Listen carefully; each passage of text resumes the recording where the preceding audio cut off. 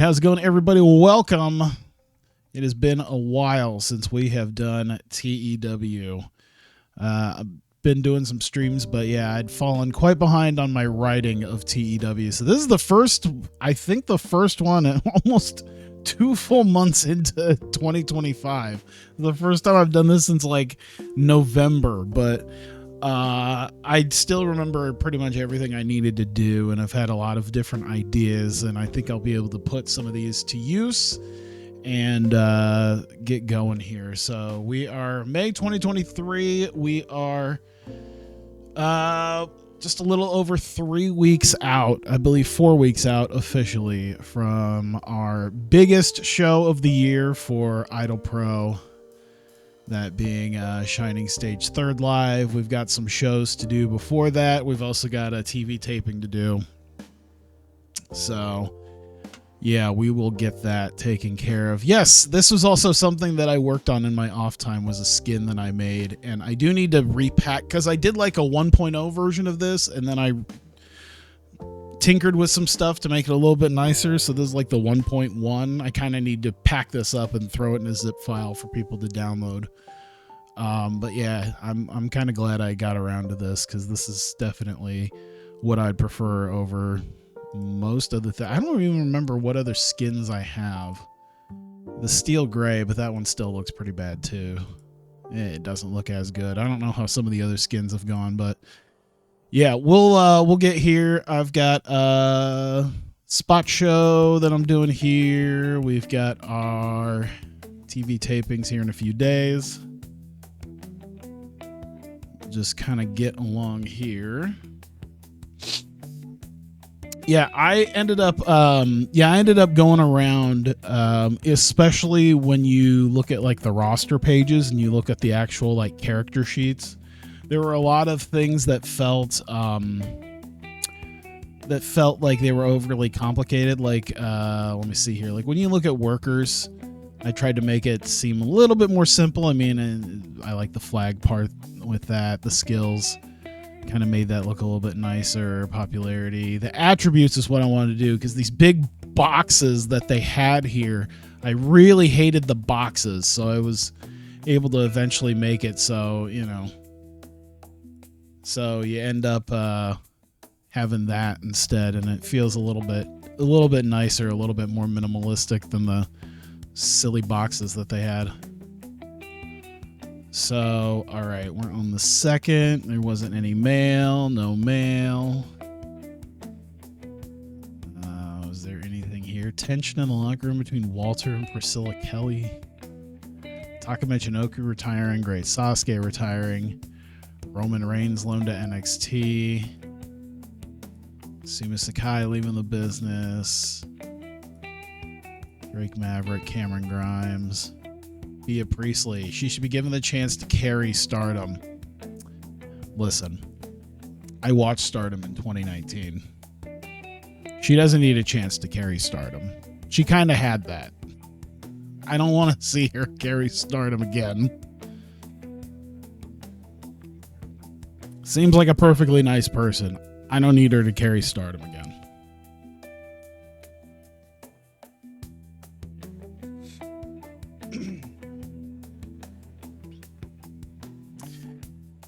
All right. See here. Mahiro Kiryu Miko Ono, the Ice Ribbon Locker Room. The Revival. I believe that's already a team.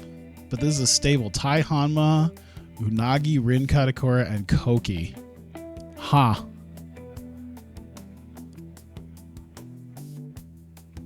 This is about Momo versus Monet. Yeah, Momo's challenging Mercedes Monet at Revolution for the TBS title. So, pretty cool, at least for me. Sucks she's going to end up losing again for sure. Based, right? Yeah, I know. What, her facing Monet or her losing to Monet? All right. Shit, where was this? Give the night off to people who are not going to be here yet. Well, she's here, but yeah, it's fine. There's a lot of people that, I mean, I could just give them all the night off. I can give most of them the night off here. So you, there's no Asako, so Yano, Non, Nagoya, Karinoa, Himawari. There's no Himika, Hina, Kohaku. Here, let's get everybody who is a wrestler. Aku.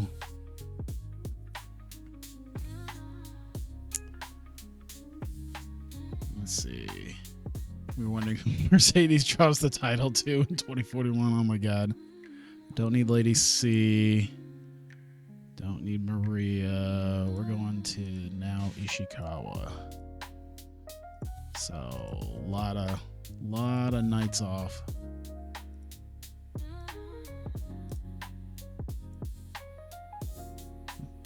No Momika either? Okay. Now Kakata, then we're going to Raku, then Ram, then Rina. Then we go to Unagi. Probably don't have to give these people all the night off, but probably just make it easier. Did I not bring her over?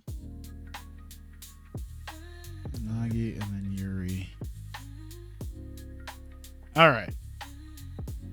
Joshi, they got bullet. Yeah. She deceased. She is. Yeah. Hana Kimura.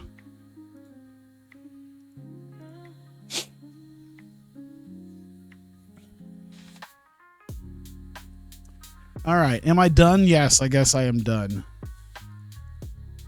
We're going to Skip City. Use this venue. Not broadcasting. I know you saw what I said. Which one? Oh, Sarah Yamaoka. Story is sad. The story is sad, yeah. Booking team meeting. We're not really doing anything with that. Locker room says Alan has turned up, allowing to be hang out backstage. Sure. Chiyoba allowed to be hang out backstage. Sure. Kyoko Kimura, Himawari. Kyoko Kimura and now Kakuta are now travel buddies.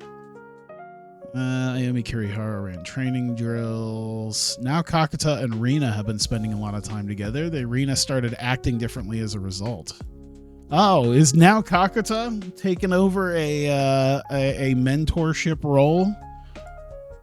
We'll do a team bonding, see what happened. All right, cool.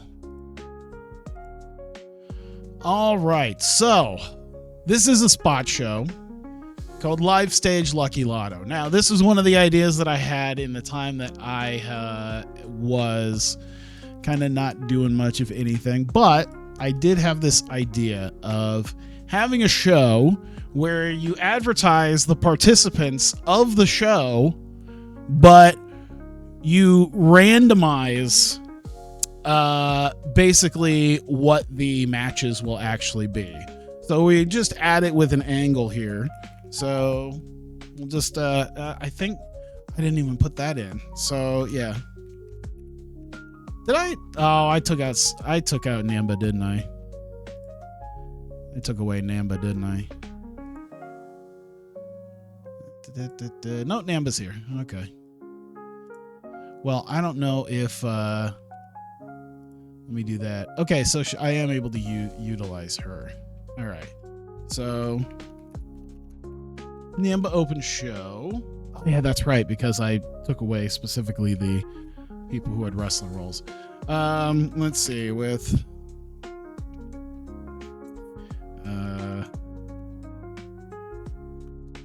lottery balls to determine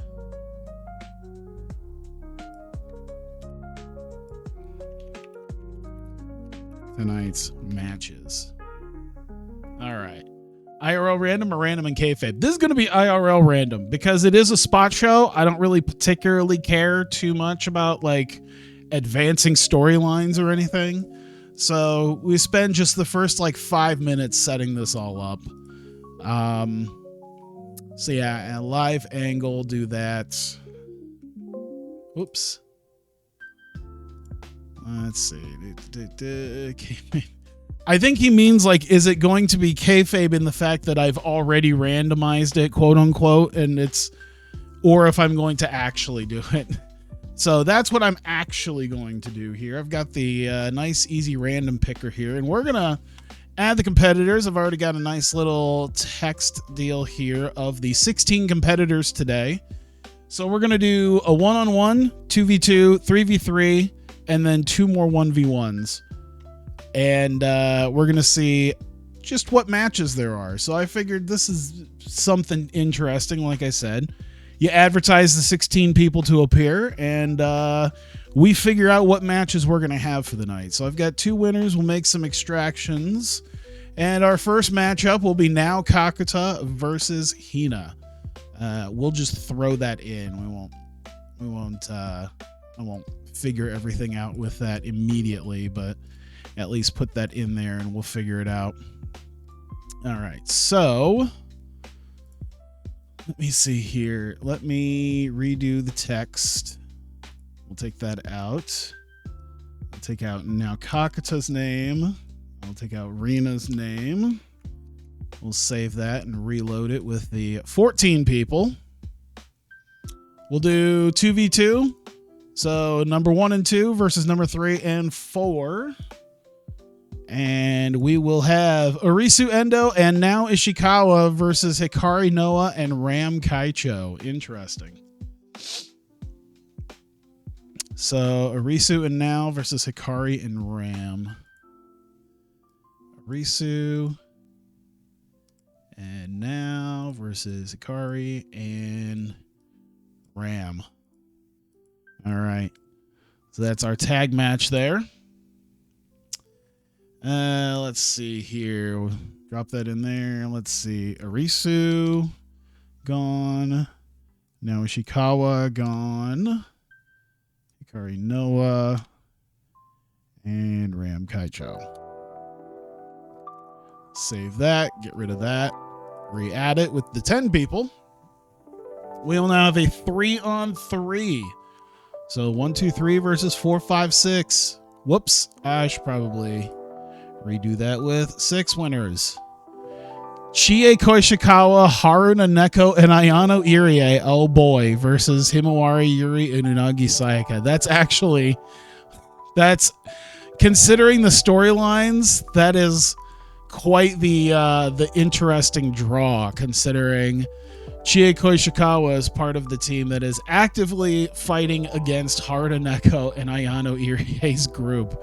So there you go. Himawari, Yuri, and Unagi. There we go. I think I already know who's probably going to end up on the winning end of that one. He did something similar, viewer choice. Cyber Sunday asked people in Discord to fill out forms. Interesting. All right, so let's see here. So Chie and Ayano, and then Himawari and Neko, and then Yuri and Unagi. All right. Do that.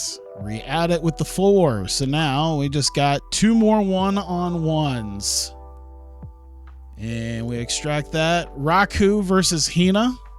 You know what? Out of the 4, this actually turned out exactly the way I kind of wanted it. Hina. Whoops. I meant to put... Was this not Now Kakuta versus Rina? I think it was. You know what? We'll already just keep it the way it is. So, yeah, Raku and Rina. I forgot to send Yuki Arai. Is she must not be considered a full wrestler. She just must be considered a occasional one because she wasn't listed.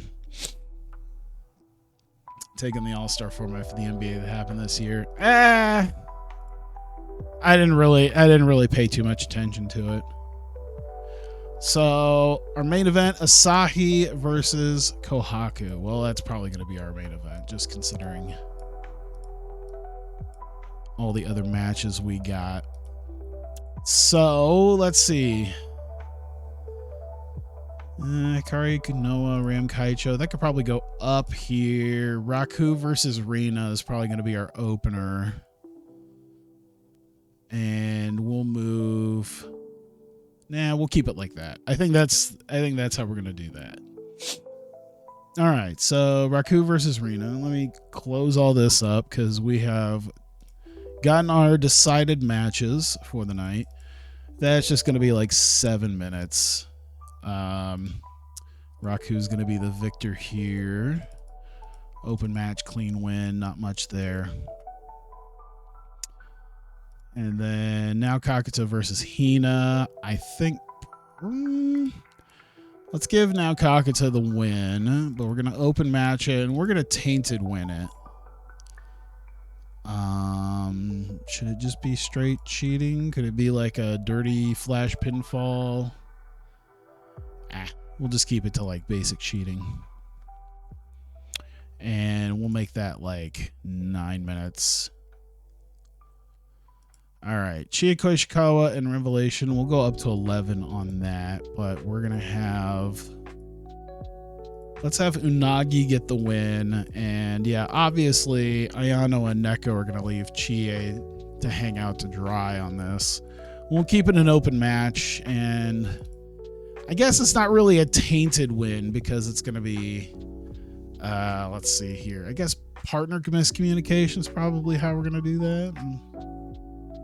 Yeah.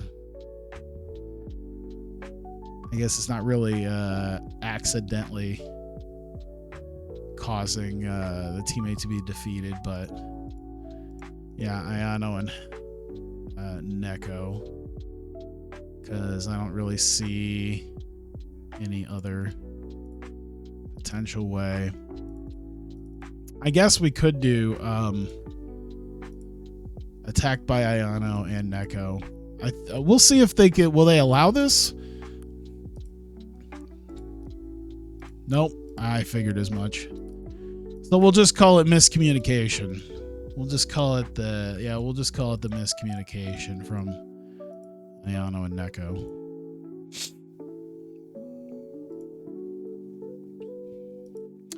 And this one, we'll go up a little bit. We'll go like 13 minutes. And let me see. We'll give Hikari the win. I think she's got a little bit more we're working with right now. Arisu will take the loss, though. You know what? Now we'll take the loss. Oh, we're going to do Hikari Noah the victor. Now we'll take the loss. And, yep, okay. I got to remember the shit that I've actually put in here. All right. Doesn't need to be too much cheating with that. And then Asahi versus Kohaku. I think we can probably get 16 out of this. Let's do... Oh, skills is what I'm thinking of. I'm trying to remember. There it is. 77 stam. And 86 stam. Damn. I think we're probably good there. Let's go. Actually, this also makes sense for the tag title match too, that I think we've already gotten up to. So I think Kohaku being the victor.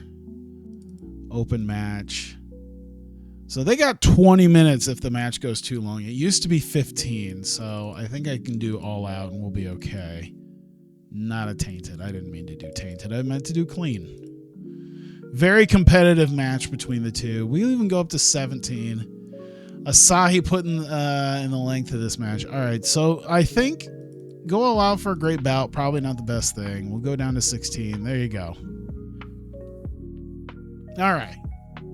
Everything's fine there. The only issues people seem to have is, let's see, 1690. I think that was pretty on par with what I figured we would be paying. All right, so we've got the opening with the lottery balls to determine tonight's matches. Raku versus Rina. Raku greets the crowd. Talks about Miyakoko Army. And what could she say?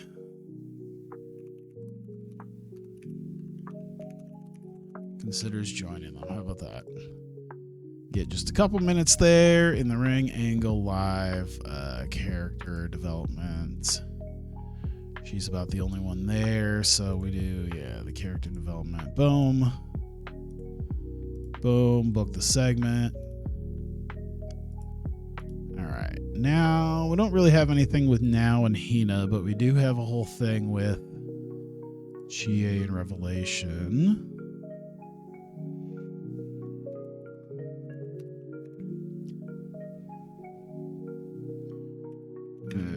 Let's see. Revelation Pay No Mind to GA. Forced to tag with them.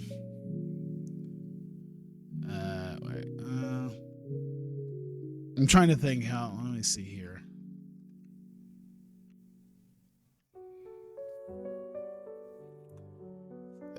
Let's see. Forced to team with Chie. To beat her up. How about that?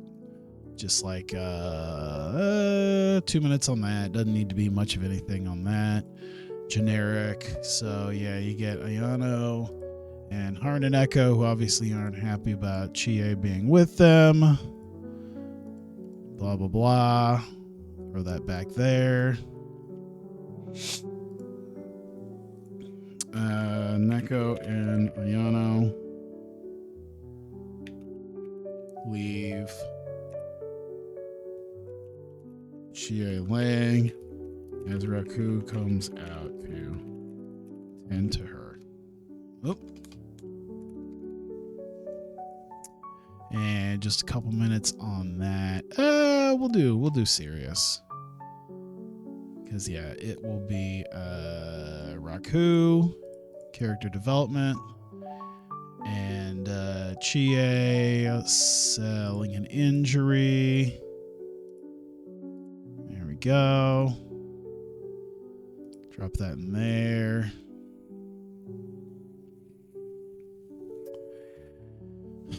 Let's see here. Risu Endo, Naoshikawa, Karinoa, Ramkaicho.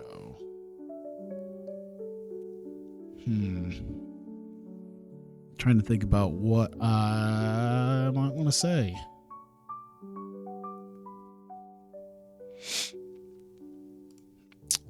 Let's see. Noah and Ram out. Insult the crowd and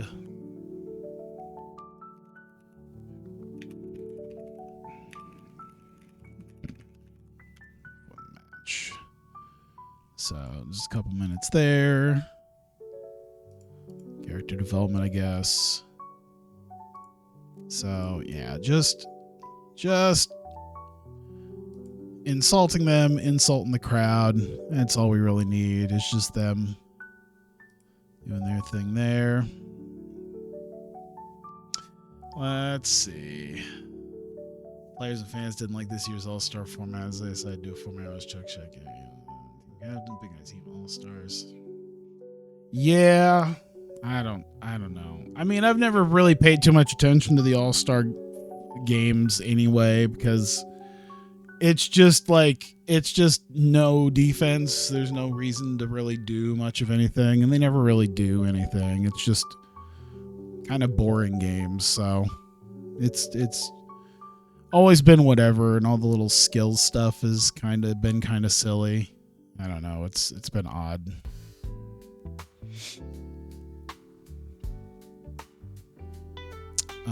Let's see here. Should I just go? I should just go into the. Let's see.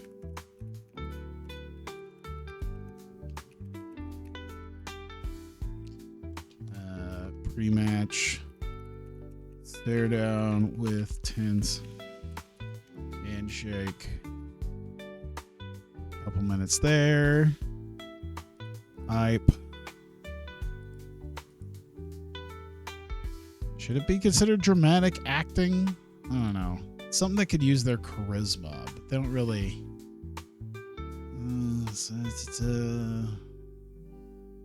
I mean, at that point, it's mostly just working the crowd, I guess.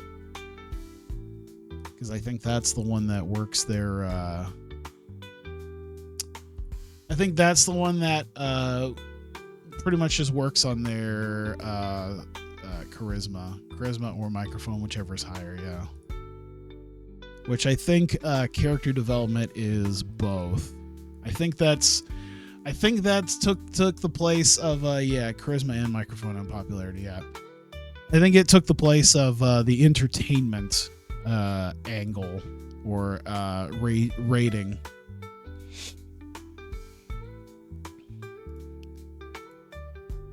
So we add that there.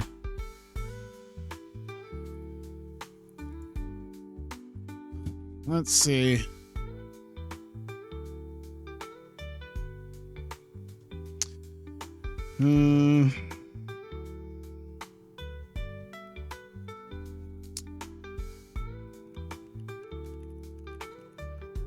Sai takes the loss in stride. Promises shining stage will be a different story. And just a minute with that. We'll do generic.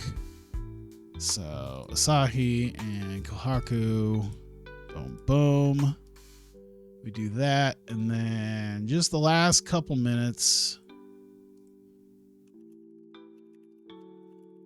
Kohaku thanks the fans.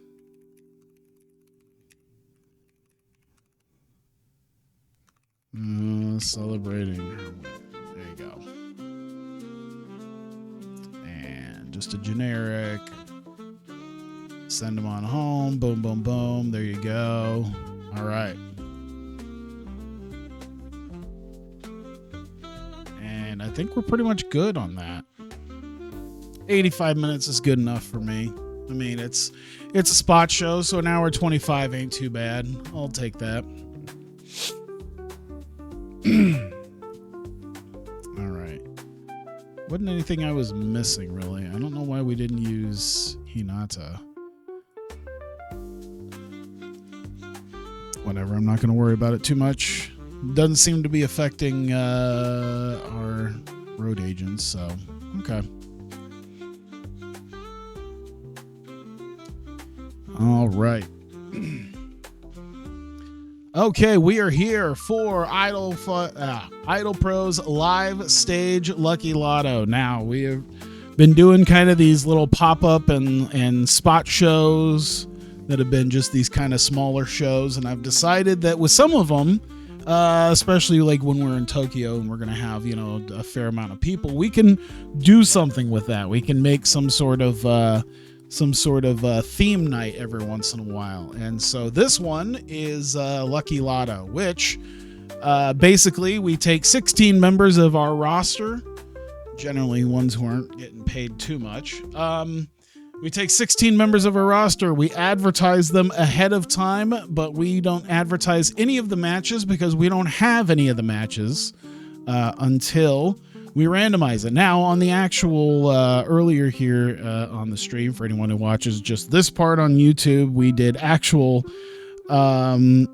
like randomized picks to determine what the matches for tonight were. And of course, that's what we're going to do here with opening the show with lottery balls to determine tonight's matches. So you got the 16 participants.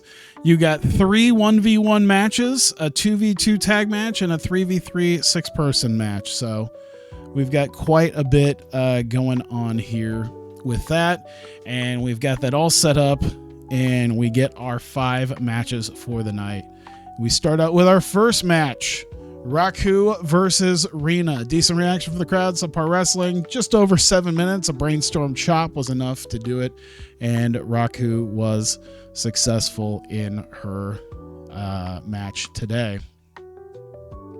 I forgot that I needed to put the actual text in the box here, but yeah, I do remember she thanks the crowd for supporting her, and she talks about Miyakoko Army and how they have been talking to her about potentially joining them, and she kind of hints that perhaps she'll be looking into that, and perhaps she might be interested in joining them. We get to now Kakuta versus Hina as the other one-on-one match that was drawn.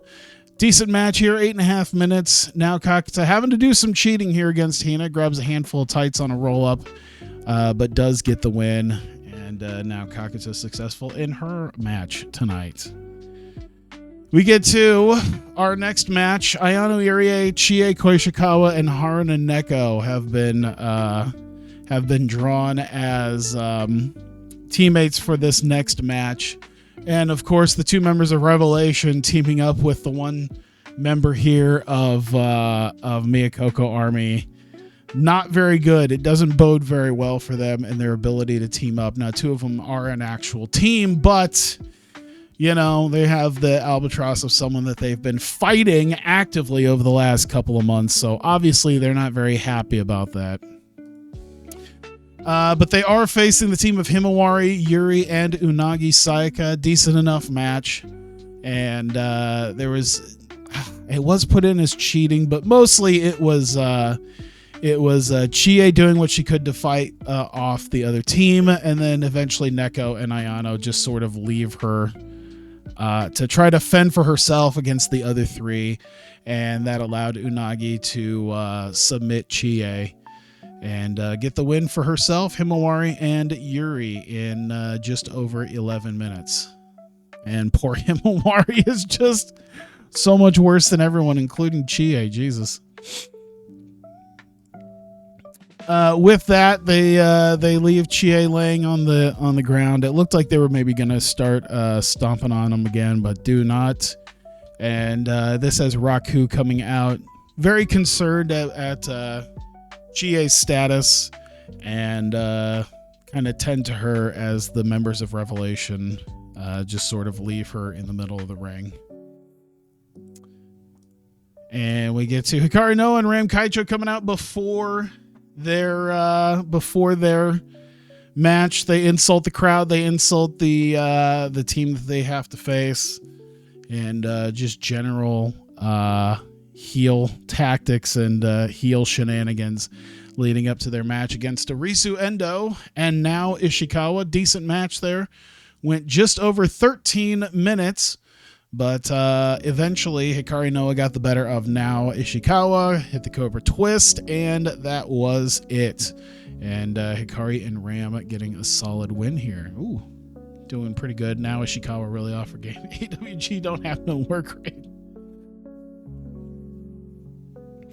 Oh, is that what we're gonna consider her? 2 whole matches. So we get to our main event, the final 2 that were drawn, Asahi and Kohaku in the main event. And there's a bit of a tense stare down between the both of them, as of course they are on opposite sides of, let me make sure that I'm remembering this right.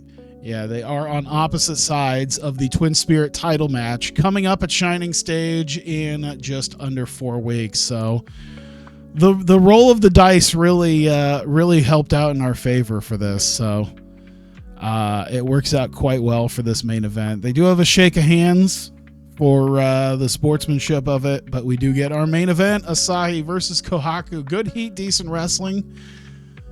Very, very good match up for just over 16 minutes. Kohaku does get the win over Asahi in tonight's main event. And with that, Asahi once again kind of tense and will admit that she's take the loss here tonight, but things will be different at Korakuen Hall at Shining Stage when the Lionesses challenge Marikoto for the Twin Spirit titles.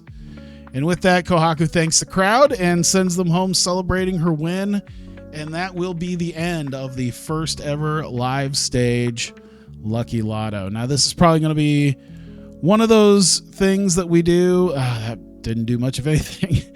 That's probably going to be one of those things that we do every once in a while, because I've got a couple other theme nights that I'm planning on doing that might have a little bit more attached to them. But so this is probably one of those things I'll roll out probably 3-4 times a year maybe. So we got that there. I wouldn't expect the next Lucky Lotto to happen for a few months, but at least something to do every once in a while. Financially, we made $972, so hey, we made a profit on the show. Ticket prices helped out with that. And there you go. I know the next thing we are not going to make our money on, though.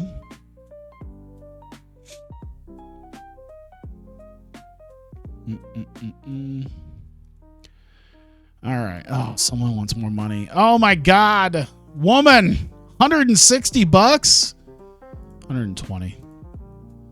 Maria, 700. Take 75. Jesus Christ. Friendship blossoming in Tangaloa and Jado. Hector Guerrero dies. Oh my God.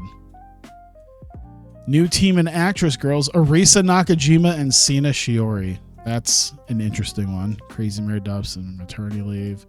Masato Tanaka being chief enforcer for 01.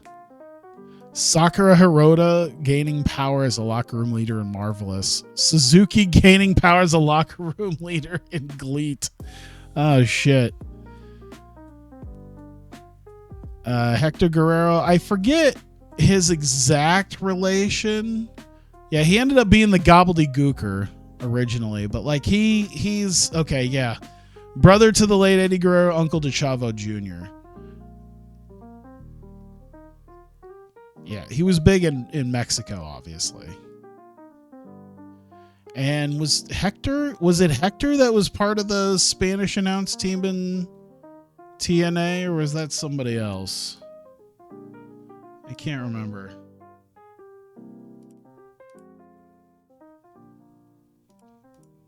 Yeah, I'd have to look to make sure. It was Hector? Okay, yeah. So he ended up, after retirement, being part of the Spanish announced team for TNA for like a long time. Okay, so we've gotten that taken care of. Now I need to change this. We gotta move this back to the 8th. Active. Blah, blah, blah. All right, so. Oops. Shining Road Tour in Nagoya. I do, you know what I do need to make? I do need to make like a generic, like instead of just using the logo, I probably need to do like some sort of tour, like a tour logo. And then I could just do like Idolfight Project Tour, and then I could put like Tokyo, Nagoya, Osaka, like the places that I'm going to be doing shows for our little tour shows. All right, so yep, Monday, May 8th.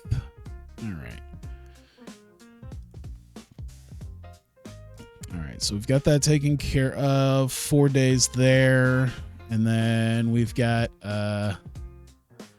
I thought that was on the 9th. Is it on the 6th or the 5th?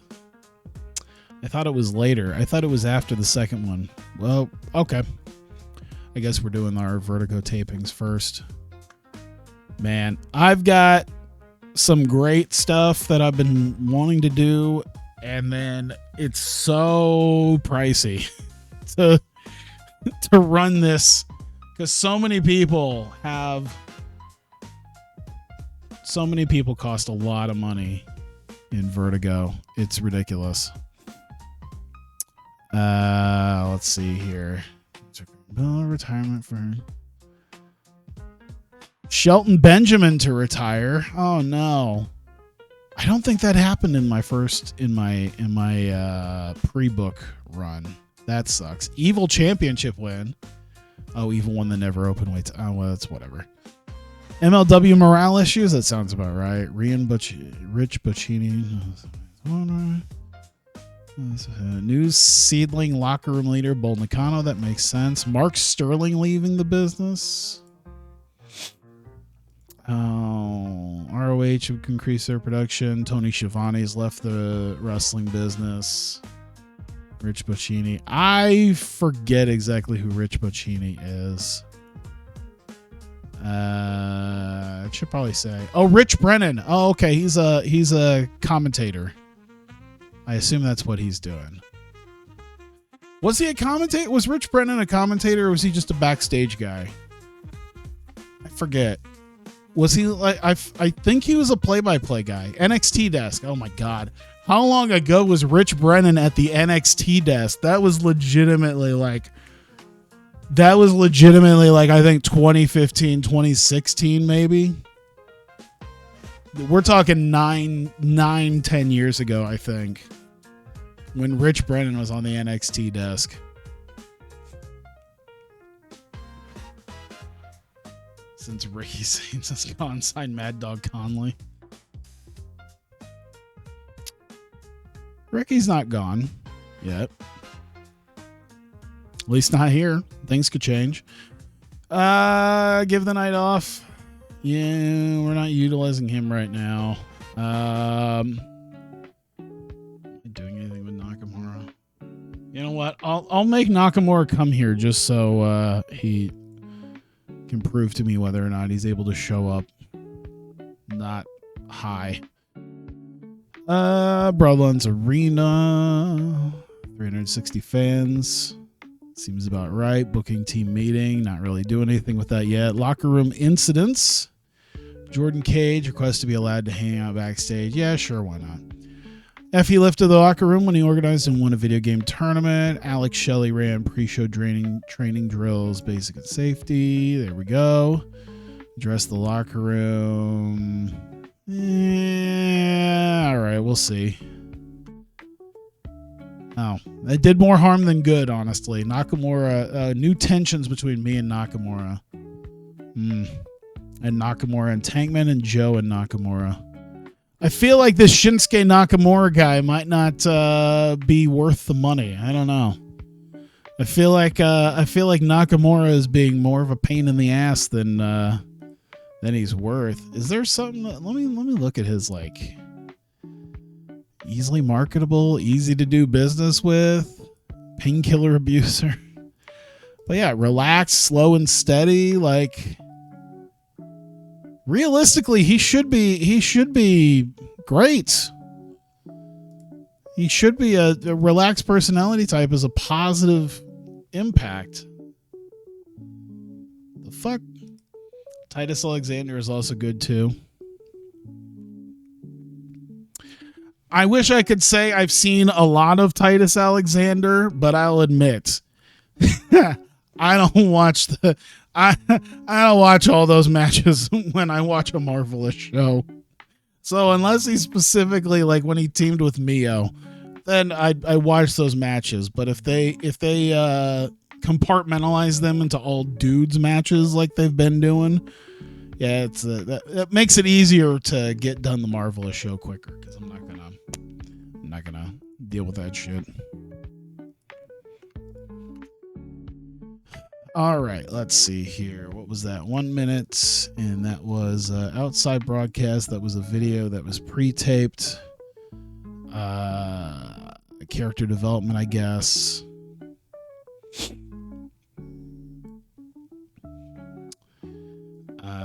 let me see. What was I gonna do with this?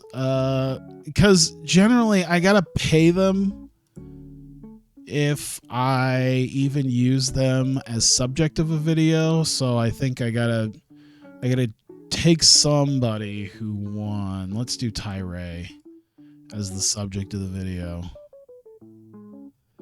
To an angle. You're trying to assign the role subject of video role to an angle part that isn't a video. Yes, it is. Video pre-taped. Fuck off, game. You're drunk. Go home. Are there more positive locker room incidents in 9 than previous TEW games? I think it depends, because now they don't have like what I had, where my guy was pretty okay with being able to control a locker room.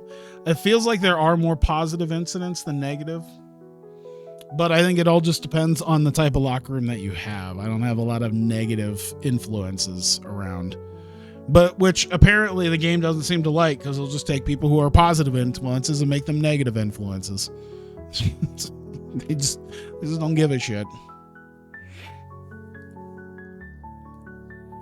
All right, so let's see here. Character development. Of course, Nick Dinsmore opening this show. Hyping up our new signings. Kenny King and Rhett Titus. All Night Express. About to take over the tag division. Let's see here.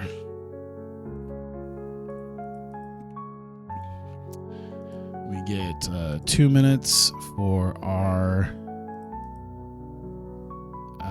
acclaimed promo. So Bowens and Caster coming in. Man, they were still a tag team when I brought them in too. Now look what's happened. All right, and then we finally got a match. Why that happened, I don't know. There we go.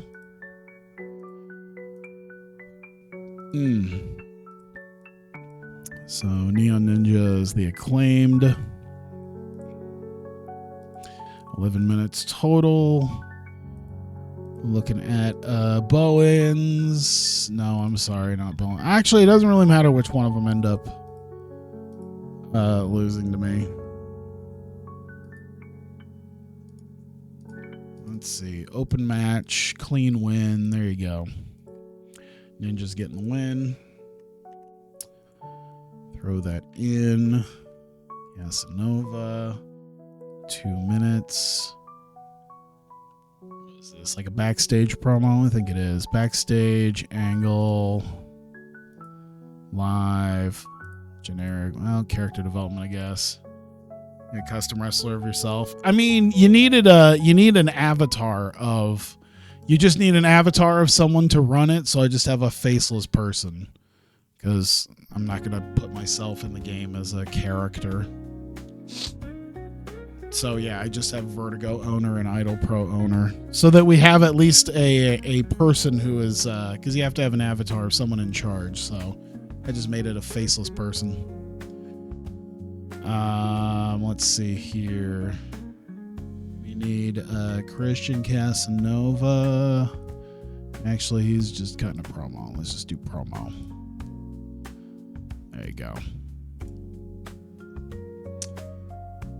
And a match. 1v1. We've got Casanova and Kevin Knight. That goes 9 minutes total. And Casanova getting the win. Open match. We're going to have him go all out. We're going to have him really try to make something happen with these two. I think they could do it. Both of them are pretty skilled, so I think they can have a great match.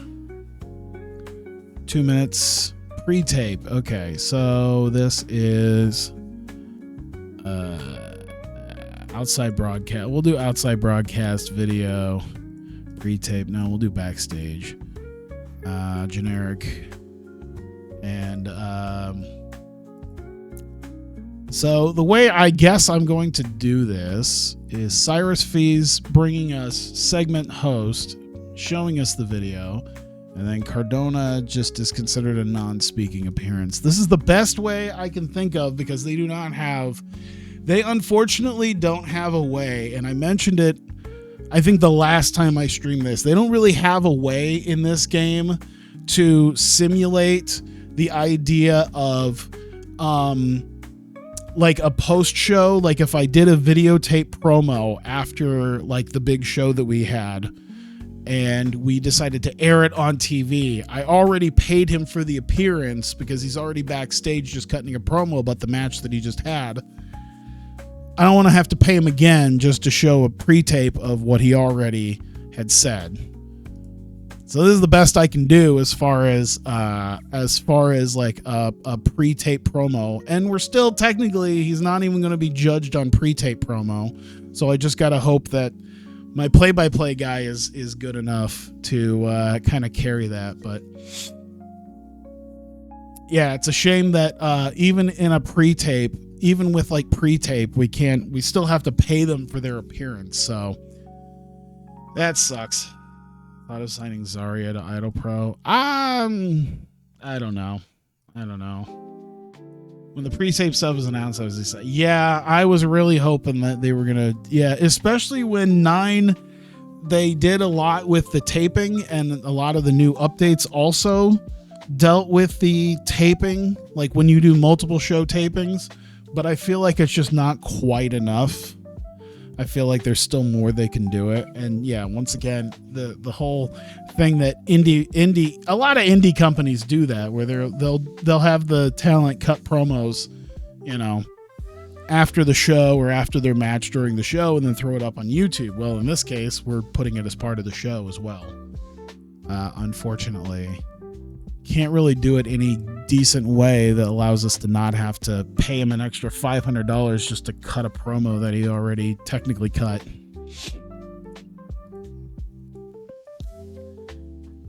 Kenny King, we'll take Shunma to lose. We'll do an open match at the very least. They'll try, but it's not going to mean anything. This game with the new license manager. Yeah. Well, we'll see. I don't know if there's a decent way to do it. There might be. People might just not care enough because it's not a, The one thing with the e-license is that it was super easy and they did it a hell of a long time ago, and then they just didn't change it at all. So it just made it still super easy to do it. 2 minutes angle live.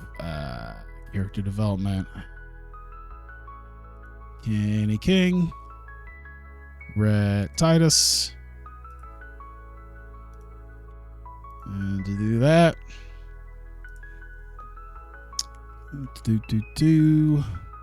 Once again, another one of these that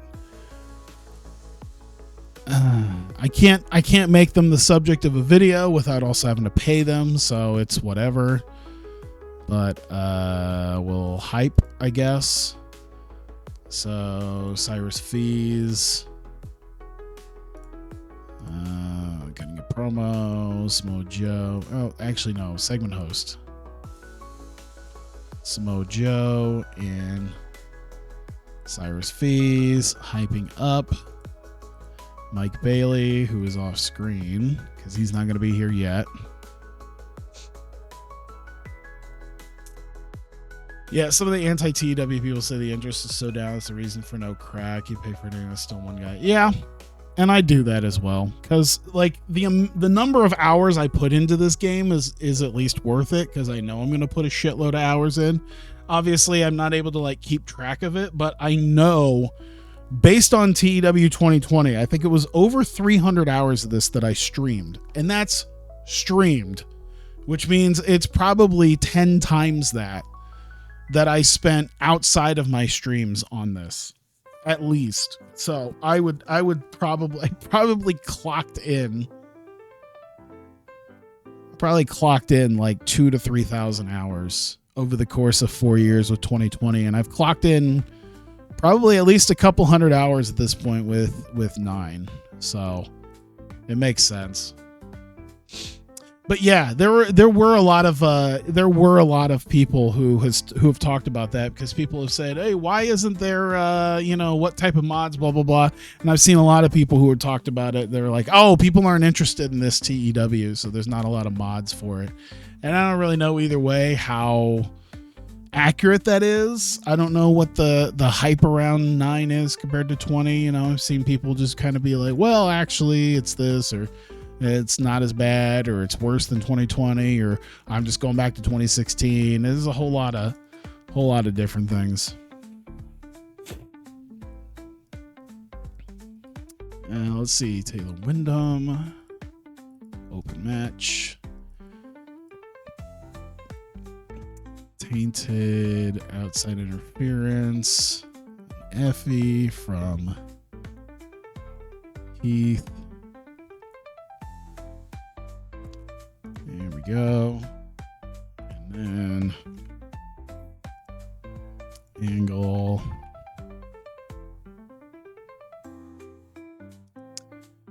Then we get 2 minutes in the ring, Angle live. We'll do serious, I guess. Taylor Wyndham, working the crowd.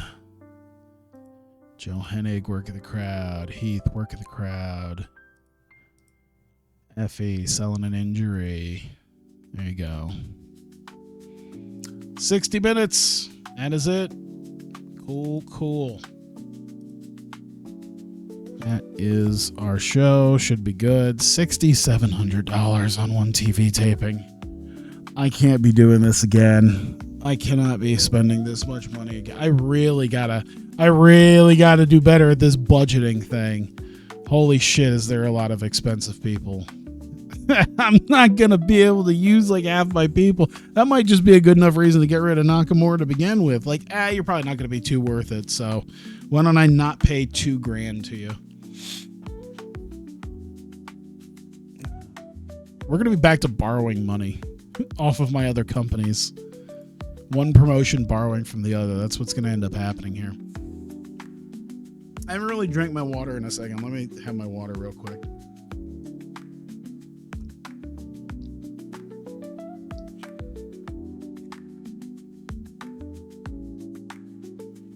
Okay.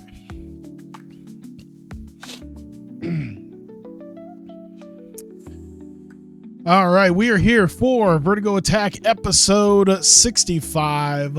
We're going to open up the show with a quick little recap of Crackdown, including the major moments, Tyree defending his heritage title, and of course the last man standing match between AR Fox and Mike Bailey for the Vertigo World title, and the destruction that caused as well. So quick recap of Crackdown before we get into our main show. Intro hits. Music hits. We're ready. Nick Dinsmore's in the ring. Gets a quick introduction of the newest signings that we saw at Crackdown interfere after the tag team title match, and is the newest signings to Vertigo: All Night Express, Kenny King, and Rhett Titus. And they come down and they cut themselves a quick promo about it's been a while since they've tag teamed together in in several years now, but they feel they're stronger than ever. One of the top tag teams in Ring of Honor back in the day, and they're looking to take over the Vertigo tag team division. And with that, they head to the back. We get to our opening matchup. This shows you and I have very different tastes in wrestling. So we get to our opening matchup. The Acclaimed come out. They're insulting the Neon Ninjas, as that's going to be our opening contest. So insulting the Ninjas, insulting the crowd a little bit with the rap, and hitting the ring. And it goes little under 9.5 minutes. Decent wrestling. Not much heat, though. But it does allow Yuta to get the Yuta lock into Anthony Bowens and tap him out. And go ahead, Super Mario. But yep, let's see here. Nothing too out of the ordinary other than Wheeler Yuta kind of carried most of this here. But and he was off his game too, and he still kind of carried everything. But either way, good match between the four ninjas getting the win in our opening contest.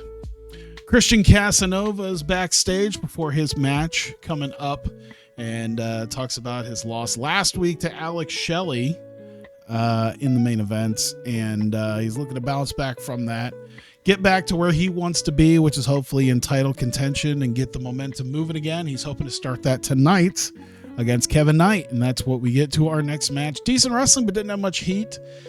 Casanova just carried Kevin Knight through this for nearly 7 minutes, and then eventually get to the end there, and a win for Casanova. 52, but goddamn if he didn't carry the shit out of Kevin Knight in this match. Holy hell. We get Cyrus Fees introducing a pre-tape promo that took place backstage after Matt Cardona's match against PCO at Revolution. So we get that pre-tape promo where Cardona, he doesn't feel very much of beating PCO because he was planning on facing Nakamura, so he doesn't think too much of it, but he still is looking forward to facing Nakamura and ending his time in Vertigo as quickly as possible. This leads to, of course, the newest signings, All Night Express, taking on the Sana Kamina. Decent enough match, 8.5 minutes. Torture Rack DDT by Kenny King puts away Shunma Katsumata, and the All Night Express end up getting the win in their debut. Strong showing from both of them. 61. Jesus Christ. Crowd is hot for ANX. Maybe at least in this, not so much in the chat. certain people are not a big fan of ANX. Post-match, they grab a microphone and say that, they don't want to wait around to try to build up the ladder and try to work their way towards a title match. They want Tankman and Lamar as soon as possible. They don't want to wait around. There's teams that they could definitely beat, but they could definitely show themselves. They could definitely show themselves as the top tag team by beating the champions as soon as they are given to them. I think this is a me thing. Cyrus and Joe, once again, we get a little quick graphic. Speedball Mike Bailey, after his title defense at Crackdown, will be making an appearance next week. So Cyrus and Joe hype that up. The champ will be returning next week. And good wrestling and decent reaction here between Taylor Wyndham and Effie in the main event. And goes just under 12.5 minutes. And towards the end, it looks like Effie was going to get the better of Wyndham, but Wyndham was down. Joe Hennig distracting the referee on the outside and allows Heath to hit Effie and then roll him back in the ring, and allows Taylor Wyndham to hit him with the truth bomb and get the win on Effie. So Taylor Wyndham getting the win in the main event. And with that, the three members of the Fed end the show, standing tall over him, and that is the end of Attack. I was thinking a one-time update, they could charge a small cheap fee for a DLC of an updated Cornell verse. Maybe, but I don't see people paying extra money for that, to be honest. I don't think there'd be enough interest in it. At least people paying for an update of the Cornell verse. I feel like if anyone was going to do that, it would just be a community mod that someone would do. That's just my 2 cents.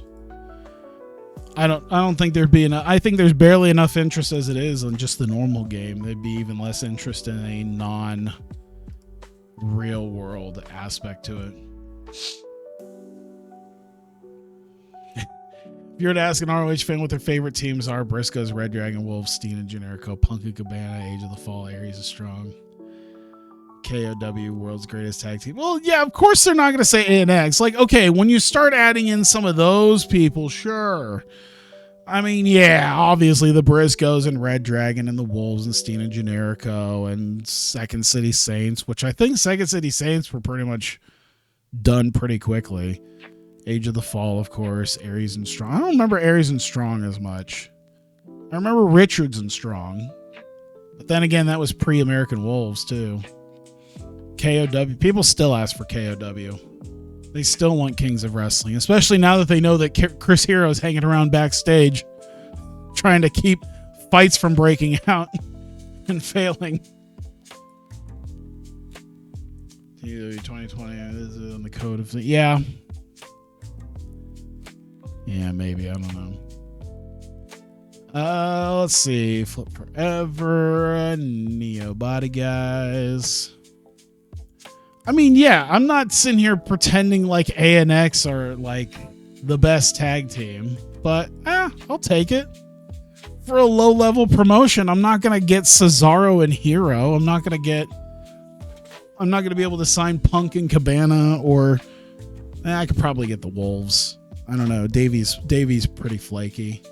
I'm not going to get the Briscoes for obvious reasons, or Red Dragon, or Steen and Generico, or Age of the Fall. Aries and Strong, pretty much the same reason why I probably wouldn't want to get the Wolves, because I can get one of them, but the other one's going to be And Shelton Benjamin's retiring in this, so, you know, get good indie geeks again. What do you want me to do? Should I start rating No, I've already taken a good chunk of GCW's people. Let's see here. You need a talent scout. I know wrestling. Don't give me that shit. Ask the question. Would Vertigo make a signing for ABC? I think I got him shortlisted. I at least got Chris Bay. I think the thing that keeps it is Ace Austin. I think is signed to. I think he's got a written deal with AEW in this game. So yeah, ABC would be one of those things that I could get. I could get Chris Bay, but I think in game AEW signed Ace Austin, so it would be impossible.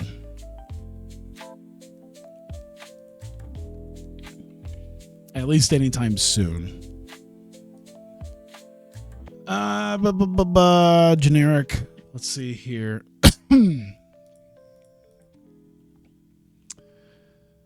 Caesar Bononi. Let's see here. Dramatic act. Well, comic relief, I guess, is maybe what we're doing on that. And Jesse Goddard's and Preston Vance. And then Flip Forever. So Andrew Everett working the crowd along with Eli Everfly.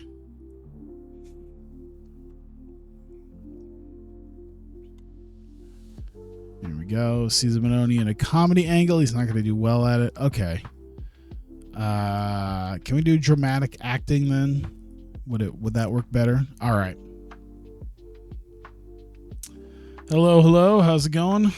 Let's see here. Add an angle. And we're doing 3 minutes. Done insults canon. So we're doing character development. So JT Dunn and Eric Cannon. He's probably not going to say much, so he's just going to work the crowd. Post the rest of the UBR file in the Discord. Yeah, I still gotta do that, I think. Let's see here. Save that. We're good there. Next matchup. Yeah, I think I got to do that at some point because, like I said, I'm probably literally like 4 years behind. 4 years behind on that. What's my Discord? What is my Discord? Can't even see my own Discord because of streamer mode.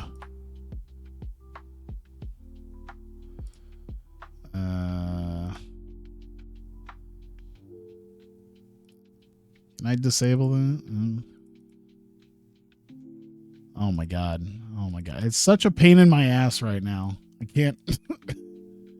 Streamer mode. Oh my god, I hate streamer mode. Yeah, I think I still at least remember the YouTube channel.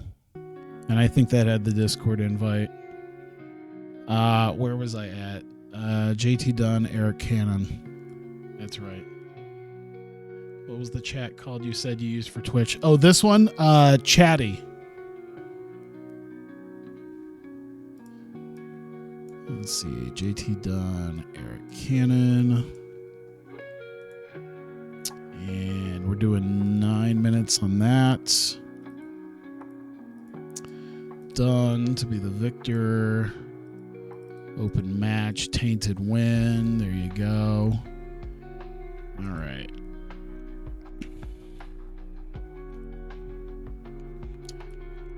Here we go. 1 minute. Character development. JT Dunn looking to do his thing. But Manders comes in. Does his thing. Is his menace good? His menace seems to be better than his charisma. I'm thinking that might be. If he's coming in to make the save, that probably works to have him do intimidation. Considering his intimidation actually seems to be better than his charisma, so. Or his menace seems to be better than his charisma, so it kind of makes sense to do that. All right. Spur of the moment signings you made for Vertigo out of proud of fuck any other promotion. Not here. I think there was some stuff I did in Hawkeye Pro. Oh, I definitely that definitely happens more in WMMA. I don't know if I've done it so much in pro wrestling just because it took me so long to even get to a point of being able to sign people to like that level of contract. It happens way more in WMMA though, because I'm super petty and they kept stealing all my champions when that happened. So they ended up stealing all my champions all the time. So once I got big enough, I just started outbidding everybody.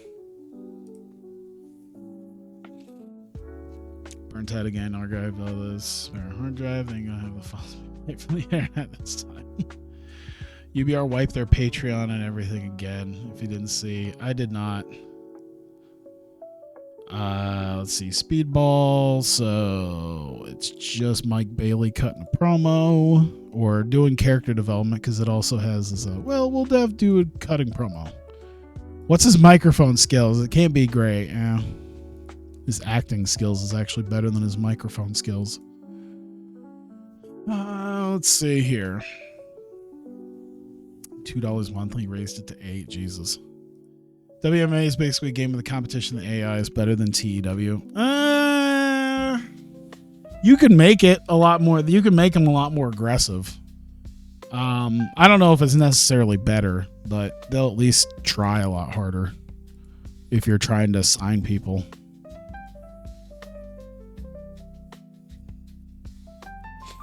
And go live, 3 minutes. So Matt Cardona doing his thing. Mike Bailey doing his thing. Do that. All right. All right. We got 5 more segments officially here. All right. I want to try to get this. Rascals throwbacks. And 10 minutes on that. Xavier getting the win. Open match, clean win. Done. Pre-tape from Davidson. There we go. Honestly, I think if I was gonna do more and like 2K streams, I've been looking into like College Hoops 2K8 for the PS2 because there's a lot of stuff there you can mod that I'm interested in doing. I don't know if I'm gonna do it though because I'm already spinning a lot of other plates, so to speak. Character development. Once again, we get Cyrus Fees segment host for a pre-tape. And I mean, I guess Ryan Davidson, I don't think costs that much. I can actually have him cut a promo. I can pay for him to cut a promo. Why not? He costs like $20, doesn't he? Ryan Davidson doesn't cost me a lot of money. Yeah, he cost me like $20. I'll pay the $20.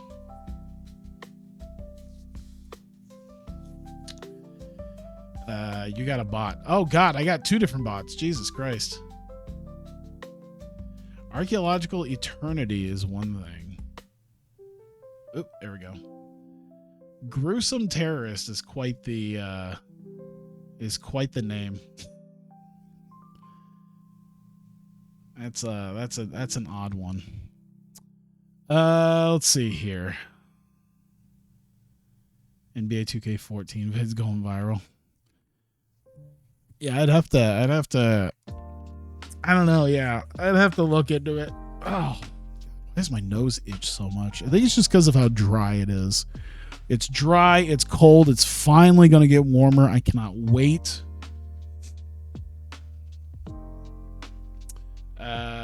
Let's see here. Backstage promos. Okay, so this is Backstage, Angle Live, Hype. We got Anthony Mayweather cutting a promo. And we've got Tim Donst cutting a promo. We've got that. Match, main event. Why do booking systems making it possible that AI compete against human sign-up folks? The IdolPro may also be used to control companies in order to do back and forth, trying to battle for certain. I don't know. It really... I always wonder if it's the it's almost certainly is the limitations of the programming language. I think Pro Wrestling Sim, the reason why it's not that hard is because they just haven't made it that hard yet. I mean, they can. I think that it's possible. They just gotta maybe get a slider of how aggressive they are, because I mean, they've managed to do that for WMMA, but I don't know. I think also 25-year-old programming language has probably also led to having some limitations when it comes to that. I don't know. They could do more stuff with this. Maybe, possibly, potentially. I don't know. Let's see here. Anthony Mayweather. Open match. Clean win. And then Angle.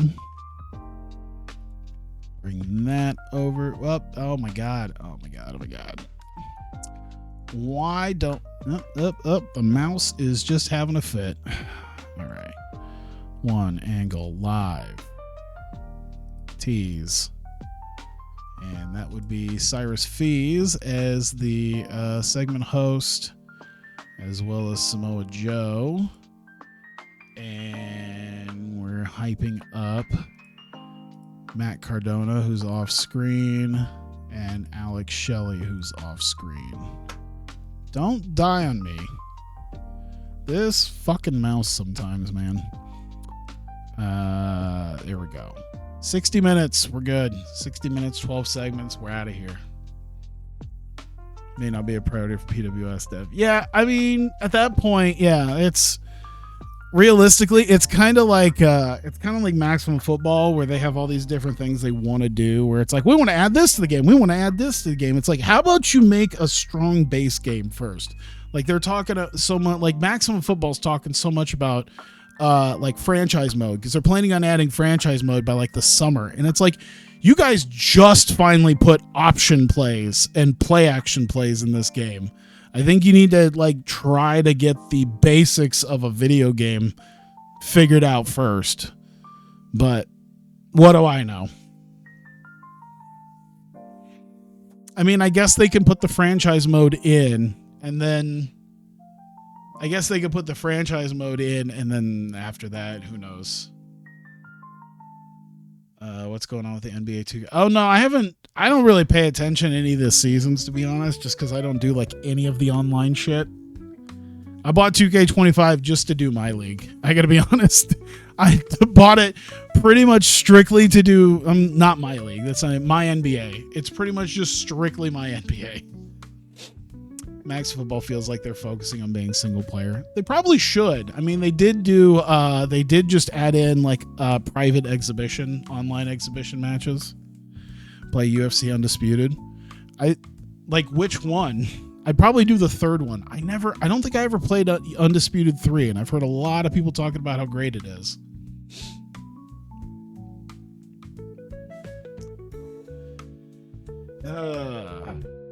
Yes, 3. Okay, yeah, I might have to find that. I'm sure I can. I think I got a copy of it on 360, but I don't have my 360 hooked up. I'm pretty sure my PS3 emulator will be fine. Yeah, I'm sure I got RPCS. I'd probably have to go look for it in RPCS 3, but I could probably do it pretty easily. Like I said, worst case scenario, I still have my I forget what it is, but it's my modded 360 that I believe I have it too. I think I also have a copy of it sitting around. Oh well, okay, let me try to get this done because I still got a couple shows after this. All right, we are here for Vertigo Attack, episode number 66, being taped for next week, of course. We open up the show hot with a match, Flip Forever versus the Neo Body Guys.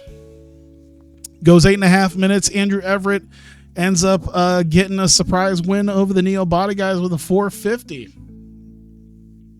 I meant to put that as a roll-up. It meant to be a roll-up victory, but hey, I guess they just went and got themselves a nice, clean victory, and I screwed that up. But there you go.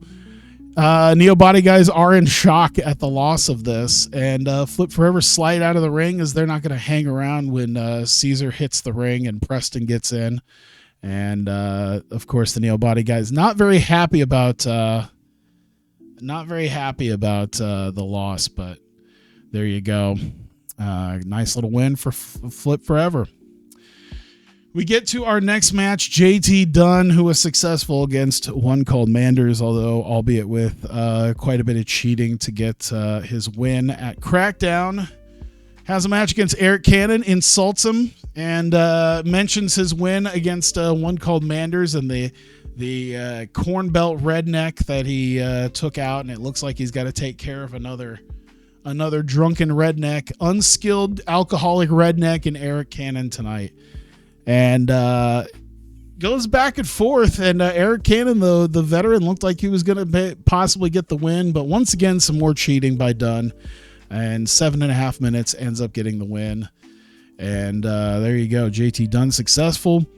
After that, he was looking to grab a mic, and just as he was grabbing a mic and was looking to talk, one called Manders music hits, and he starts jogging down to the ring, and that kind of scares JT Dunn away. He ends up sliding out and going through the crowd and to the back as Manders stares him down.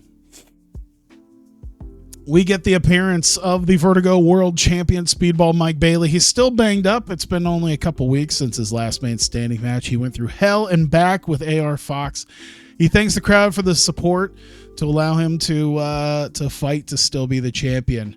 And thanks, people. And he's proud to still be the champion. He's proud to still be a fighting champion. And with that, Matt Cardona comes out and he talks about how after Revolution, he still wanted to fight Nakamura, but he changed his mind and decided, you know what? I think I'm already past Nakamura. And I think at this point, I realize I deserve to be the Vertigo World Champion. And he plans on fighting for the title. And with that, Nick Dinsmore comes out and says that, you know what, we'll figure that out, as he will be putting a match together for the number one contendership to the Vertigo World title. By the end of the night, we will find that out, who will be fighting next week in the number one contendership match. We get to the Rascals versus the Throwbacks, and just a fun little match here between the two teams. Goes 8 minutes. Super stoned press by the Rascals, and Desmond Xavier gets the win against the Throwbacks. Not too much there other than chemistry between the teams. Seemed to do pretty well in a nice little match. We get another pre-tape promo from after Crackdown, after his match where he beat Drew Parker, and Ryan Davidson talks about the matches that he's had here in Vertigo and the hell that he's gone through, and he routinely goes to hell and comes back every single time. And he says the next move he's going to make is going to be a big one. And it sounds like he's planning on dragging someone back down to hell with them. And with that, we get our main event. Backstage promos first from both the competitors, Anthony Mayweather and Tim Donst, over what has happened with them over the recent months. Tim Donst, of course. We haven't seen much of him since his loss in his brutal hardcore match with Eddie Edwards. So looking to bounce back here against the former world champion and Anthony Mayweather. So we get the main event, just over 11 and a half minutes. Great wrestling between the two. Unfortunately for Donst, he was not able to quite bounce back as Mayweather ends up hitting him with the Red Sky and then the pinfall. And Mayweather, the former champ, ends up getting the win in tonight's main event. Mayweather celebrates as we get to the final minute. Cyrus Fees and Samoa Joe, as the graphic comes up, as next week on Attack, we will have a number one contenders match to determine, of course, the number one contender for the Vertigo World title. It will be Matt Cardona, and he will be facing Alex Shelley. And that is it for Attack. Damn, 51. It did make everything a little bit worse, but I'll definitely accept how that does. All right. We lost a lot of money, and I figured that was probably going to happen. We were going to lose a lot of money. And I remember in the pre-booking of this, we lost a lot of money because I spent a lot of money on workers as well as show costs. See, $5,000 to put some shit on YouTube. Whatever. I'm going to have to really budget hard. I'm going to have to budget real hard. All right. We got 2 shows left. 2 Joshi shows left. 2K5? Yeah, I saw something about WWE 2K25.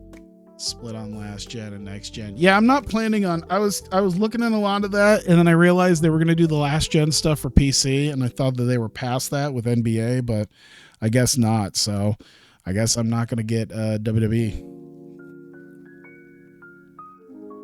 because I don't feel like getting it on a console. So.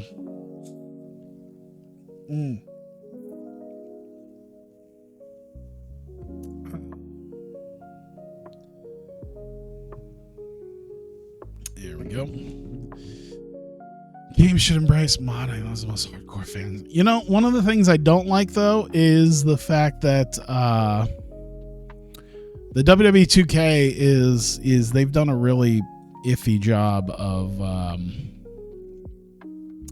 having it so, you know, you're spending money actively on mods, which isn't really a huge thing in, say, a lot of other games, but they've sort of normalized the idea of spending money on mods for WWE 2K games, so that really kind of sucks for the WWE 2K games. Changes the wrestling style. Odinson's a powerhouse. That makes sense. 12,000 people watching that. Let me see here.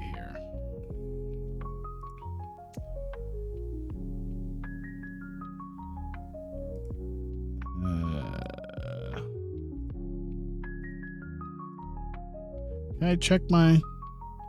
Oh, okay. So it is just MW Gaming 109. So that looks to be my Discord profile. I figured that's probably what it was, but figured I'd look. Is that the same as my Twitch? I think it's the same as my Twitch, MW Gaming 109. Pretty sure. So that would be it.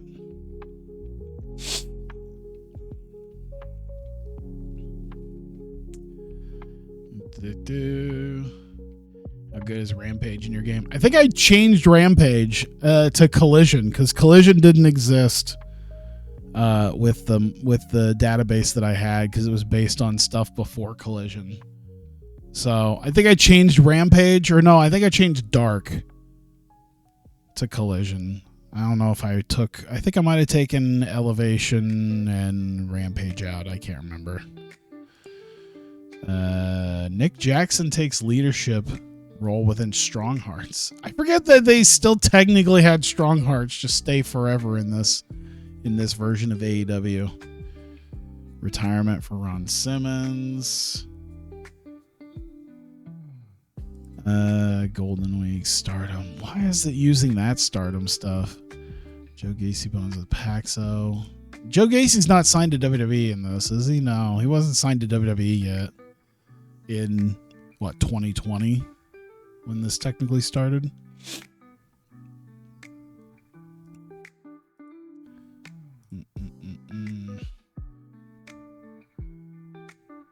All right. Yeah, I'll have to check that after I'm done streaming. I just want to make sure I get this all taken care of. Lucky to get 10K. Collision drawing 10K fans cracking at me. Yeah, no shit. What is geotags? I think you can make it specifically like, say, different regions or states or something.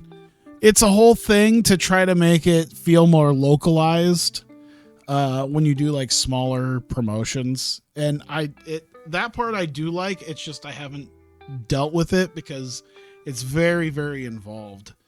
And at this point, I'm not planning on going a whole bunch of other places. Like obviously, if you're a local promotion like I am in Iowa, like just going randomly to Chicago or Kansas City isn't going to draw the same crowd because they might not know about us. Yeah. That's generally where the venue is. Yeah, it works best when you're doing like a local promotion because you can put some boundaries around it. But yeah, very, very involved. All right. Big win for Roman Reigns. Won the Money in the Bank. Oh boy.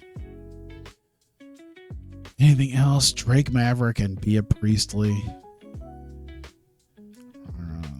Rhino versus Johnny Swinger. Enormous bust up between Rhino and Johnny Swinger. Okada and Sakuraba won the junior heavyweight titles. All right, so we've got this show tonight, and we can do that.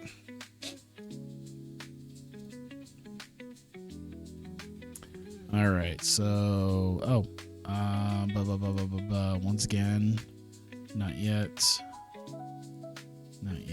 I'm not going to go through all of them that clearly are not going to be here. That's a bigger pain. It's like venue. Nagoya Club Diamond Hall.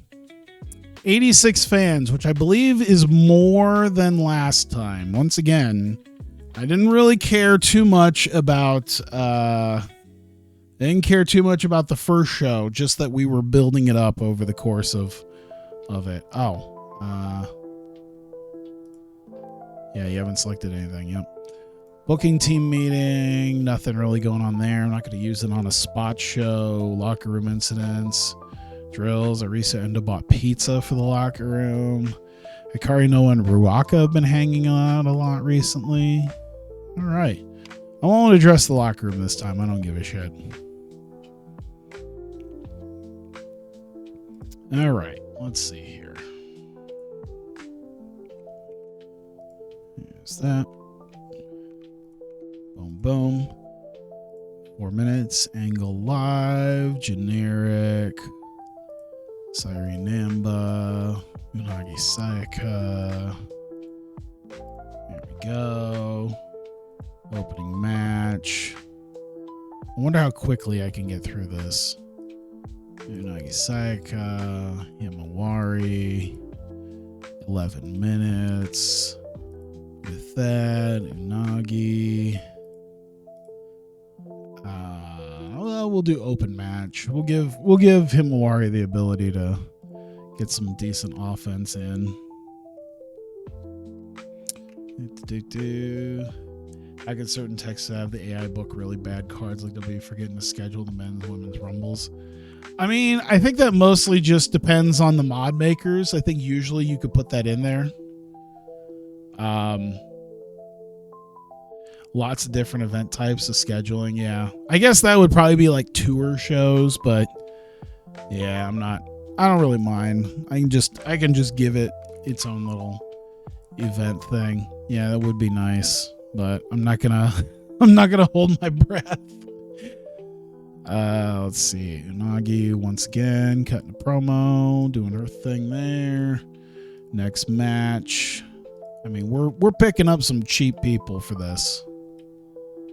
ZWR still modded to this day. Pretty sure, because yeah, there's a lot of people who just are not going to pay for TEW and would rather just the simplicity of EWR, even though obviously TEW has the capabilities of doing that.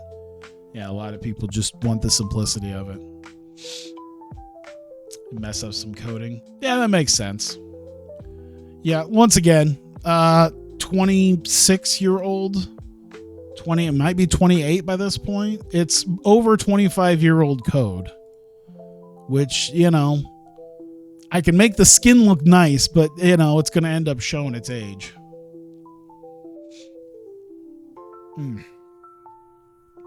Let's see. Yuri. Open match. Clean win. Man, I just threw like match. Three-way dance. TEW almost as simplistic as EWR. Yeah. I feel like they didn't even make it a secret. It's just not enough people ever talk about it because it's like, well, why pay for TEW for all the stuff that I could do in EWR and then just do EWR? It's like, all right. You're not really going to change a lot of people's minds, so... And I get it. Can't really compete with free, but you can at least try to, you know, make people potentially feel better about getting a TEW game. Even when certain mods crash when you have too many workers or companies. I haven't seen it, but it sounds like a possibility. I'm not sure. Yeah, really, I think it just kind of comes down to, I think you got to have a lot, though. You got to have a lot of people. But yeah, it'll make things slow for sure, though.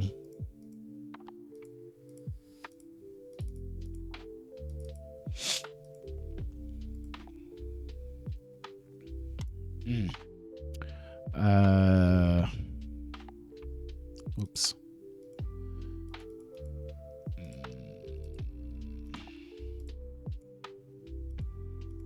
There, now you'll take it. And the match. Tag. Why did I do this? This is so much money to spend on Yuki Arai. I guess I wanted a good match, but fuck. Yuki Arai's like over $200.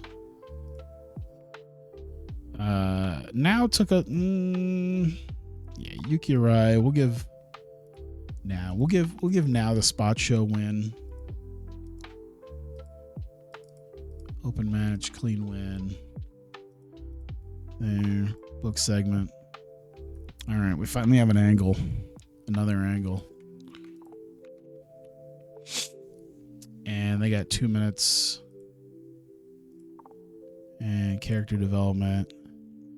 We're looking at Nao Ishikawa and Yuki Arai. There we go. And next match. EWR motto is a modern day, and I was trying to do a booking of Wild Women's Wrestling and Vertigo Attack backstage, and you see the game crash. I'm not surprised, but I wouldn't. I literally, I don't remember the last time I've touched EWR. It's probably been at least a decade at this point. So that's something I would not be able to help with. Probably a mod issue. 13 minutes. Miyako Matsumoto. Open. Clean win, but flash pinfall.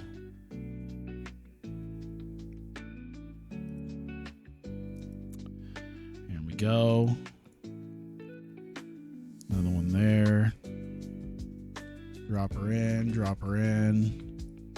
2 minutes. Generic.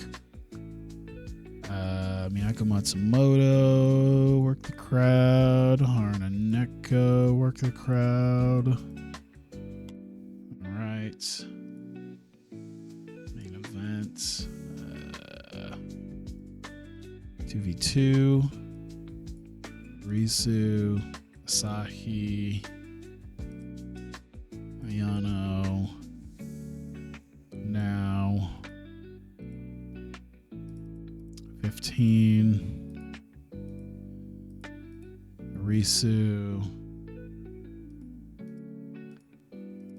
Open match. Clean win. There we go.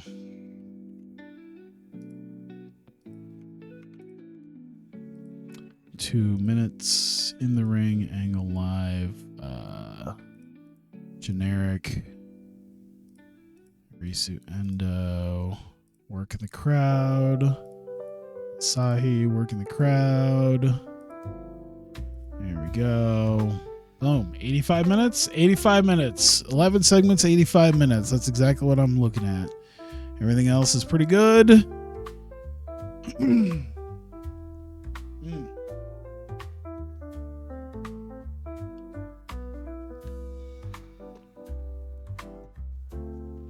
Some more of my water.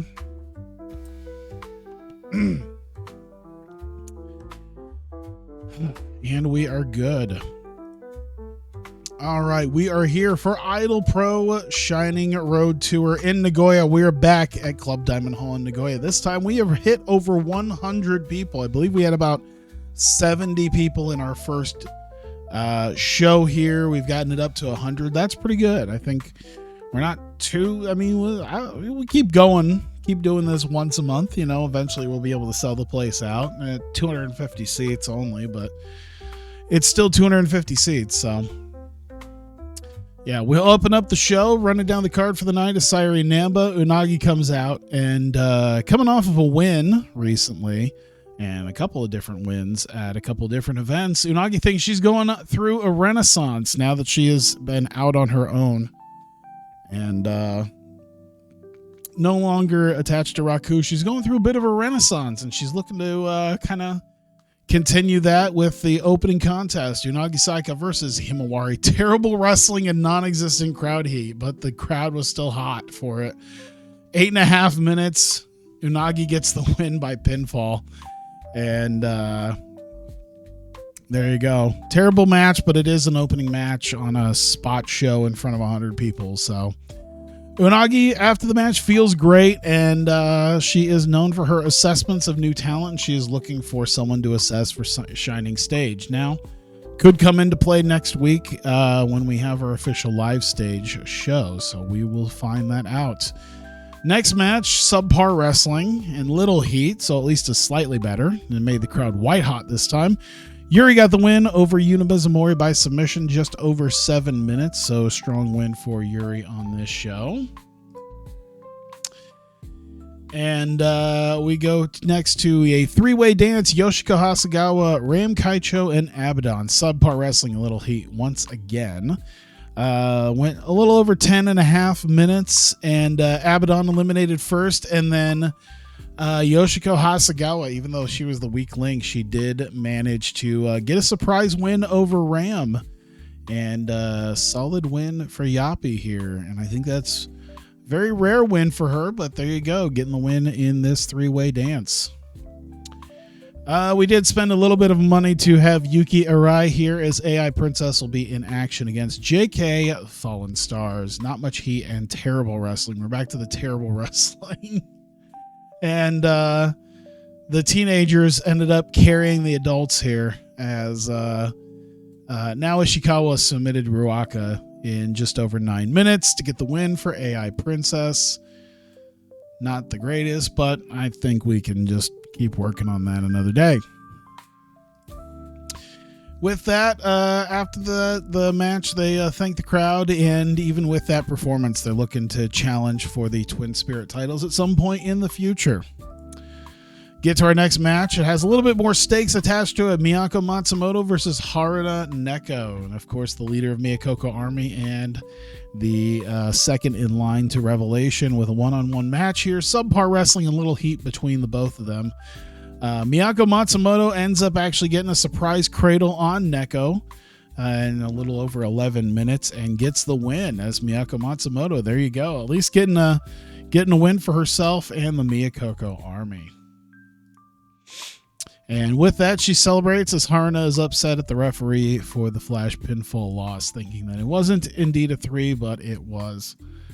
Main event time, Arisu, Endo, and Asahi taking on Ayano Irie and now Kakuta. Subpar wrestling and little heat once again.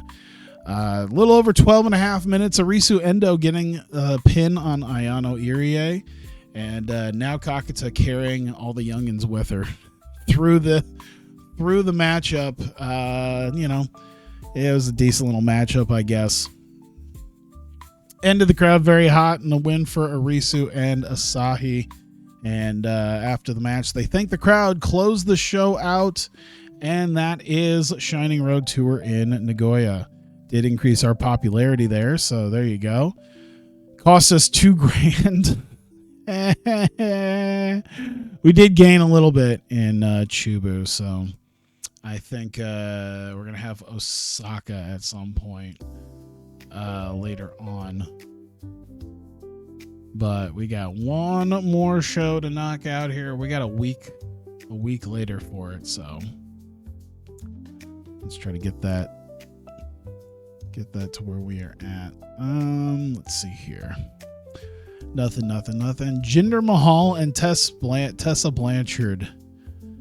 There is tension between them. Oh boy.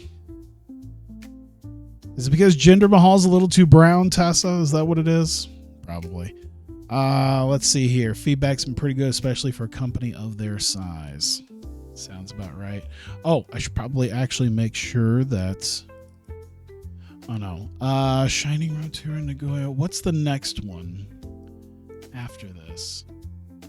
It's Shining Road Tour in Osaka. And that's going to be... Move that back a year. We're looking at May 18th. So our next spot show going to Osaka will be on the 18th, but we've got live stage on the 15th, and that'll be the end of the stream once we fill all of that out. But at least we have gotten that much taken care of. Get some of this.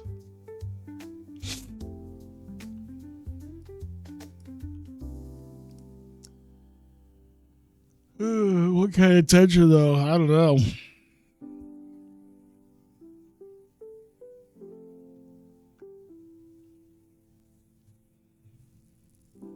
You came to TEW. What made you not continue Hawkeye Pro? Wanting to utilize the new stuff that they had for smaller, like for the smaller promotions. Once TEW 2020 was 2020 added in the TV tapings, right? Yeah, they added in the TV tapings, and then they added in a lot of new stuff for small promotions, which TEW 13 did kind of okay with. TEW 16 really blew that all up, so you really couldn't run a small promotion in 16. 20 did a hell of a lot better job, and 9 has also done a better job too for actually running a small promotion and having it be able to be realistic. Rhino got a damaged eye. Let's see. Anything else? Jeremy Borash argument in the NXT locker room. R.D. Evans and Tasha Steeles as a friendship blossoming. Rich Swann as a broken hand. Isn't Jeremy Borash on a WWE show? Isn't he on that, what is it? LFG? That one LFG show? I remember seeing a picture. Someone showed a picture of the announce desk, and I swear Jeremy Borash was one of the guys on it. It still just feels so weird. The guys who are kind of helping run TNA in its heyday are now running WWE. Sammy Callahan and Thunder Rosa having an argument. Alex Gracio and Adam Page. El Lindemann and Saki Akai have bonded recently. Oh, at least just as friends. God, El Lindemann. Dave Lagana and Aaron Stevens. TJPW Inspiration. When was the last time they did that? Zach Gibson got hired, but not other dude. Mahiro Kiryu and Yamase. So, all right.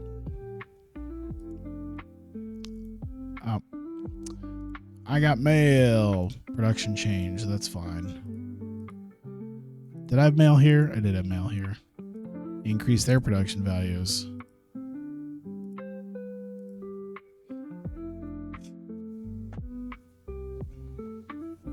I also realized right there that I think the graphic, the mail graphic, was just a little off. That's something I've noticed. I feel like everything that should be uniform as far as the buttons are concerned don't seem as uniform as they should be. So it ends up not looking too great, but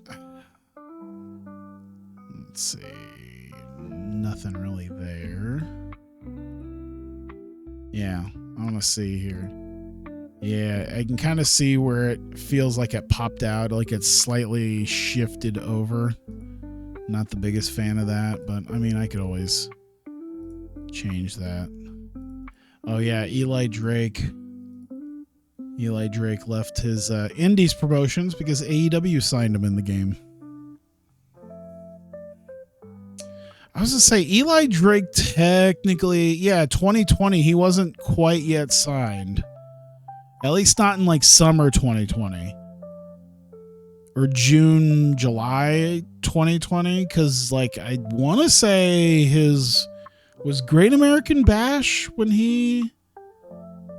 I can't remember if Great American Bash or if it was something after that he showed up. No, because I don't think they did a Great American. They might have in the summer of 2020. But yeah, it was sometime later, I think, when he actually showed up.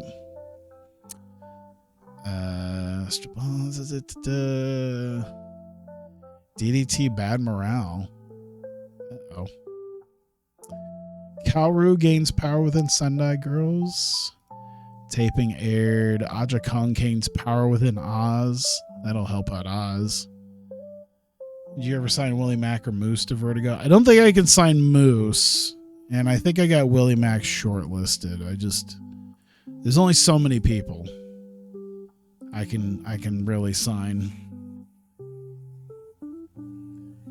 And then I feel like sometimes I got to make some room. I'm going to do that, so I release some people. By the way, I had the idea of taking this screen, because you can have like 7 different loading screens. So maybe on my own personal thing for my stream, when I make like the little graphics for matches, I feel like this is the perfect place to do it, because they don't have, I can take away the, obviously the, like little profile portion, and I just put a graphic here. And I was like, what if I kind of cut this off a little bit and made most of this graphic like, the match, like an upcoming match, advertise the in-game shows that are going to happen. Like in this case, Shining Stage coming up at the end of the month, and then showing off some of the matches that have already been announced for that. Konami is now classified as a regular wrestler. Yuki Kamifuku has gone from average to toned. Doesn't seem to be a whole lot going on there. And tomorrow night's the night there. All right.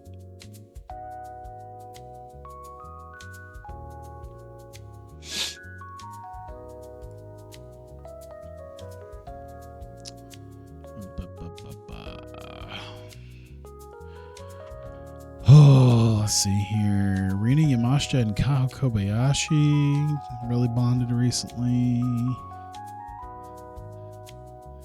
More DDT morale issues. Wonder if that's going to lead to people leaving. Are you big enough to make a child company or dojo? I could probably make a dojo, but it's expensive. And I'm already spending too much money on the people that I already have. And then child promotion, probably the same thing. There's no real reason. It's all just way too expensive. I mostly just gotta focus on surviving with the shows that I do right now. I think Hazuki's the only one right now. She's not gonna show up for a couple weeks. Select show, Shinjuku face. Let me make sure that's the one that I picked. Yep. Broadcasters. I don't think we'll broadcast the show. Booking team meeting. Nah, we'll probably be fine with where we're at with that. Talking for Idol on that question, I've Vertigo. Both honestly are are just kind of making sure I don't, that I keep my head above water at this point. Like I don't have enough money for a lot of that. Chika Goto was turned up asking if I'd be able to use her tonight. Man, we have got a major show that we're doing. So, like, come back next time. Natsuki has showed up. No, we are booked the fuck up. Locker room, video game tournament, some training. Neko and Ruaka have bonded recently. Raku and Arisa Endo are now travel buddies. Kyoko Kimura has been passing on tips for psychology to Himawari and Asako Miya. Saikami Tani came backstage with an idea for her to create a finish. Oh no.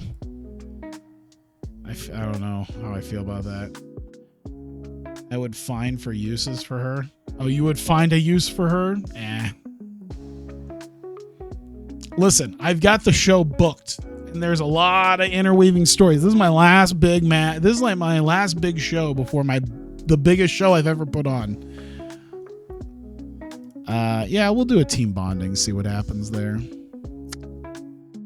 All right, a lot of strength in the relationships, except for Haru and Neko seems to be a pain in the ass for people, and new tensions between Haru and Neko and other people, which is funny because she literally seems to be one of the most beloved people in TJPW. Like all the girls just can't stop snuggling her. Oh, you would. I meant the horny way. No one cares. Give him a 45-minute main event. Did you edit the database to make ROH an AEW child company? I don't think I did. I don't remember if I did or not. I feel like I didn't. Yeah, I think I mostly left it alone to be independent. Which, honestly, I'll be fine with that. I'm fine with keeping it that way. Let's see. Chatty, the Twitch chat you use. Chatty Twitch chat. Yeah, that's what so what you're seeing right now, what you're seeing on the screen is what I'm seeing, except obviously, like, mine's a lot bigger. Like, I have it kind of taking up a chunk of my, one of my side monitors. So I can go up quite a ways on it, but yeah, that's what I have. That's just how I look at my Twitch chat. It's worked for me for a while, so I'm probably not gonna worry too much about it. I've liked this better than trying to have like the actual like Twitch stream chat or whatever up. So I hope this never dies. You're a one monitor streamer bloggers. Hey, I get you. I got a friend of mine who does that, but he's trying to get a new desk so that he can put a second monitor on. But yeah, I've been running triple monitors for a while now, and I'm never going back. I love this too much. Boom. Let's see. Yoshiko Hasegawa. Yuna Mizumori. Nice little opening matchup. 9 minutes.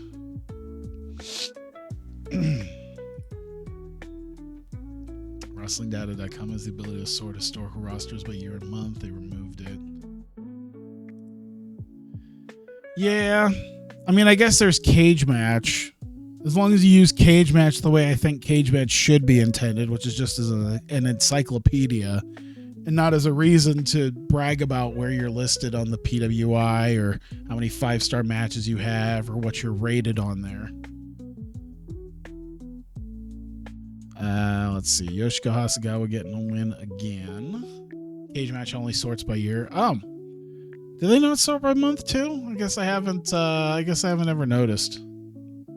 Then again, yeah, that does make sense. Open match, clean win. Nope, not tainted. Clean. Squeaky clean. All right, we've got angles on angles on angles to knock out here. Oh my God, come on. Shit together, mouse. So this is character development. This is Ram. And Yuna, she's selling an injury. It's 3. Segment 4. Come on now. Come on now. Mouse, I swear to God. 3 minutes. Angle Live. Tease. This is Sina Shiori is back. Some character development. There you go. All right. Segment 5. Add a match. We've got Unagi and Ruako. Pop that in there. We're looking at 10 minutes for that. We're looking at Unagi. And we'll open the match up, make it clean. Here we go. All right. Segment 6. There. 2 minutes. What do we got? Take over. Okay. So, character development. Unagi's talking. There we go. All right. Next one. 7. We're looking at 2 minutes here. In the ring, angle live, generic. That's Himika talking with Nodoka Tenma. And book that segment. Segment 8 is a match. Is your mouse having technical issues? Yeah, it's just been weird. I'm wondering if the I feel like whoops. I feel like the battery, I don't know if the battery's dying or not, but it pretty much since the moment I bought it, it just hasn't quite fit exactly in. It seems like sometimes it gets a little loose. I don't know. It's not a super cheap mouse. I'm wondering if maybe it's also my mouse pad too. I might need to get another one. This one's getting kind of dirty. But it's all right for what it is. And then also maybe it just well, I figured it. Mice are modern mouse at this point is kind of meant for people to be able to zip your mouse around quite a bit. But maybe this is what I get for buying like it was like a $50 or $60 Logitech rather than some sort of wired in like Razer or something. Chatty working full screen games as well or only windowed? Oh, are you talking about like the okay, so it's its own separate app technically. So, it should work in full screen games, I think, if you're using a monitor. So the way I have this in OBS is it's set up as its own thing. I guess I can explain kind of at least that, is that what you're seeing on the screen is not what I'm seeing as far as Chatty's concerned. Because it's its own separate app that takes up a little bit more screen space than what you're seeing. I've just taken the window that I'm seeing and and filtered it down to just like a few lines and then put it in the corner. That's basically what it is. So yeah, it's its own application that you would have to go onto OBS to like put on top of everything else. So that's why that's kind of how I did everything. Yeah, date and time was also something that I looked up. That's also not something that you can do on Chatty. That's just a whole thing that I found out. I think on a YouTube video, someone had mentioned about the date and time thing, and I was like, that's kind of cool. I could do that. So I literally, what you're seeing in the bottom right-hand corner is just a chat thing, like a box that I personally made in Photoshop, and then was able to figure out how to do like a date and time console, and then lined it up in the little box, and then also lined it up with what I've already filtered down from Chatty. So there's like 5 different things that kind of make up just this little chat box. This is not kind of its own thing. This is just a thing that I made. Yeah. Like in this case, I could probably zip up here. So let me see here. Let me move over to that. Let me move. So you could see if I move over to this is what I'm seeing. So when I have my booking screen here, this is the actual app that you're seeing, minus obviously the chat box that is there. So this is what I'm seeing on my monitor right now. It goes all the way up, and I can kind of see people and stuff like that. Yeah. So yeah, everything, like all the different stuff that you're seeing on the screen here is like little stuff that I made with like my logo in the box and everything. And yeah, there was a lot of different moving pieces I had to kind of put in there. Made my own like little broadcast box and stuff. So yeah, that was basically just the work that I put in with that.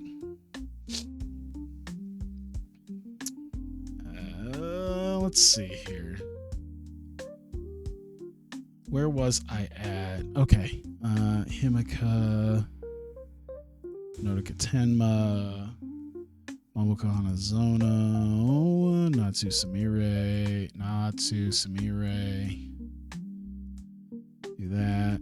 Drop it in there. 11 minutes. Date and time stuff on Discord. Yeah, I'll have to find out because I think, can I look this up here?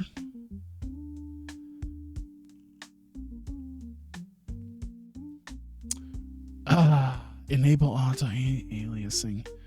I gotta remember how I did it, because I think it was on a video. Like I don't even remember exactly how I did it. It's on here, but I did it from like a YouTube video about adding like live date and time to your OBS. I think if you had that on YouTube, or maybe it was just on Google, OBS Studio, add date, add text overlay. No, add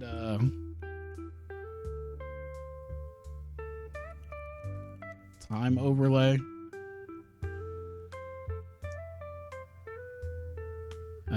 Free current live weather and time overlay. There was a way to do it. There was like something that you put in there. How to add overlay to your OBS. Image. That doesn't sound right. Yeah, you do image and all that. I forget exactly how you do it, but there's like a specific there's like a specific coding that you put in there. Oh, I guess it's on the OBS project. Yeah, someone has it where it's like, how to do the little coding to make certain things pop up, and then depending on what you want it to look like, you can change it that way. So yeah, OBS project, time and date overlay updated. Looked like it was called. I was just trying to look at that. I use window capture for Chatty. Yeah, that's basically what I'm doing, is just a window capture. Post links. Yeah, let me time and date OBS. So yeah, it's one of those things that I miraculously got working, and I probably couldn't teach people how to do, because it was just one of those things that I figured out, and I'm just like, all right, it worked. Now if I just don't mess with it ever, I should be okay. But yeah, I think if you follow like the keys there of like what token or whatever you put in there, that's basically how I did it. There we go. All right. Read your message. How the show Whose Line's the Name would work if you have a video game? I feel like it wouldn't. I just feel like it wouldn't. I don't imagine it working the right way, honestly. This isn't played up. I know. It's bedtime is what it is. It's fucking try to get this done by 1. I'm 8 segments in. Segment 9. Been here for hours and no playing up.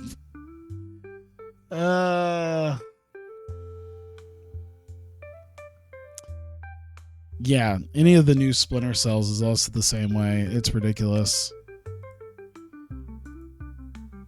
I think like Rainbow Six, like the Rainbow Six Vegas games on PC are also silly to try to do. Like that's also another big one. Any of the old Ubisoft games. Let's see here. Let's take contract signing. Okay, so the contract signing means it's Momo Watanabe and Jungle Kiona doing their contract signing, and then Kyoko Kimura is gonna host that. She's gonna be the intermediary for it. All right, 6-person tag, 3v3. All the UBR files is like 70 gigs. Make sure you got space on PC. Oh yeah, I got enough.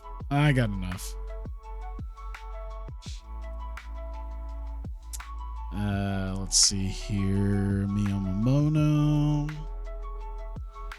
Sayakami Tani, Arisu Endo,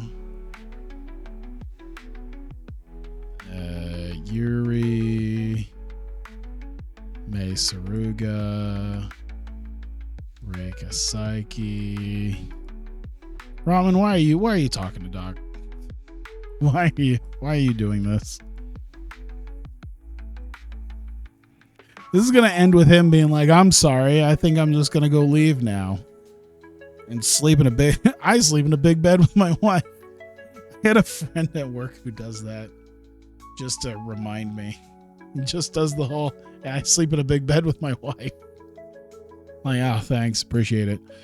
Let's see, Miyamono. Who's gonna take the loss? This has Yuri loss written all over it, unfortunately. Open match, clean win. Friend request in Discord. Yep. Yeah, I think I noticed that. I see the notification. I see a notification. I haven't done that quite yet. All right. These are just little 1-minute things. Let's see. 1 minute. Hype. And Siren Amber is just going to do that as the segment host. Whoops. There's that. All right. Add angle. Boom, boom. Another minute. 1 minute. This is angle backstage. And character development. This is Michiko cutting a promo. Abaddon non-speaking. Arneko non-speaking. Ayano non-speaking. There we go. Segment 13. Dev Diary. Yeah, sure, that's fine. I never really guarantee anything to anybody because I got a lot of other stuff that I'm doing, but I try not to guarantee anything, really. Just because I always got my own shit that I'm trying to get done too. Clean? Yeah, that's clean. It is a clean. All right, just a few segments left, God damn it. In and in, 3 minutes, in the ring, angle live, serious. Yep, we'll do that.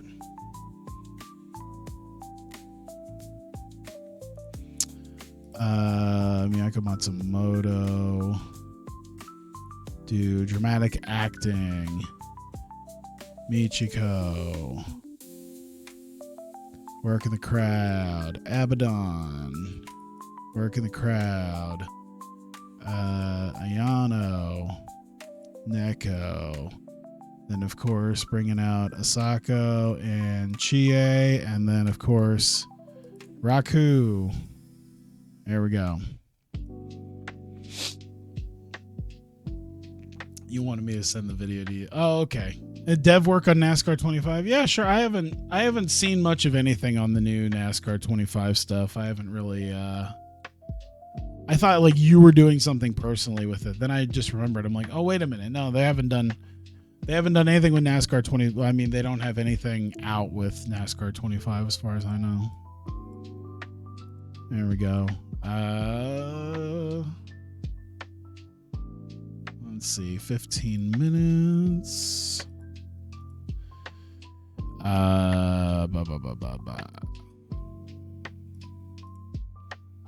Let's give it to Mirai Mayumi. You know what? I think we'll have Risa Sera get the win over Kamiyu. Open match, clean win. Here we go. 3 more segments. In and in. 2 minutes. Hype. Sayuri Namba being the segment host once again.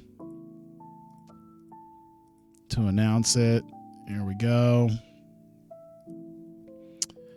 Add a match. 2v2 main event. We have got Marikoto versus Free Wi-Fi. And that is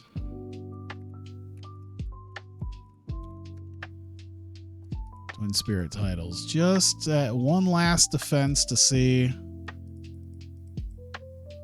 who's going to Korakuen Hall. And Maria and Hikari. Open match, clean win. Boom. Angle, drop her in. We got 3 minutes in the ring. Angle live, serious surprise. We're doing with that. Let's see, Hikari Noah. Working the crowd. Now Kakuta's working the crowd. Sina Shiori, character development, and then the surprise of Tai Hanma. Save it. 120 minutes. There we go. Found the time and date overlay if you want to save it in bookmark. Okay. Yeah, I couldn't remember if it was a video or a post or whatever. I feel like I saw something about it. And yeah, I was like, all right, well, I got it working, so I'm not going to worry too much.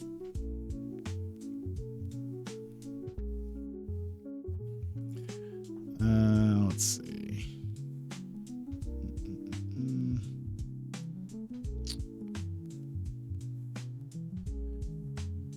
And I think we're good. 18 segments. Yep, 120 minutes, and I think we're okay. Save that. Booking analysis is fine. Everything's good, and we're out of here. All right, we're here for IdolPro's Live Stage 49, the last major event before we see people in 2 weeks at Korakuen Hall. Sold out crowd in Shinjuku. Faye Sairi Nemba runs down the card, including the Twin Spirit title main event, as Marikoto won last time before they defend the titles once again against JD Lionesses in Korakuen Hall. Will be defending against Free Wi-Fi in tonight's main event. We open up the show with Yoshiko Hasegawa versus Yuna Mizumori. A decent reaction, but terrible wrestling. But it is an opening matchup, so Yoshiko getting the win against Yuna. Just over 7 minutes, and there you go.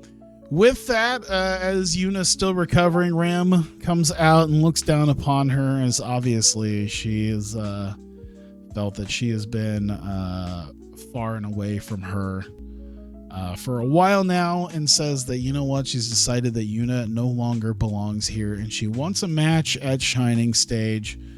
And so the challenge has been made that one of these two has to go. So at Shining Stage 3rd Live in Korakuen Hall, we are going to have Ram Kaicho challenging Yuna Mizumori as the Pineapple and the Banshees break up, and it will be loser leaves IdolPro. So one of these two women will be gone after Shining Stage. Sina Shiori coming out. She's got a quick announcement that she is here. Once again, talking about Hikari Noah and losing her way there. And she will be watching the main event, and she has brought a friend, not just of herself, but a potential former friend of now Kakuta as well in there. And she says, you know what? Everyone has friends. Everyone has former friends. And, you know, she's brought one of those people with her. Is it a temp leave, or are you fine releasing them? I'm planning on releasing them. It's a at least a storyline way to give them a big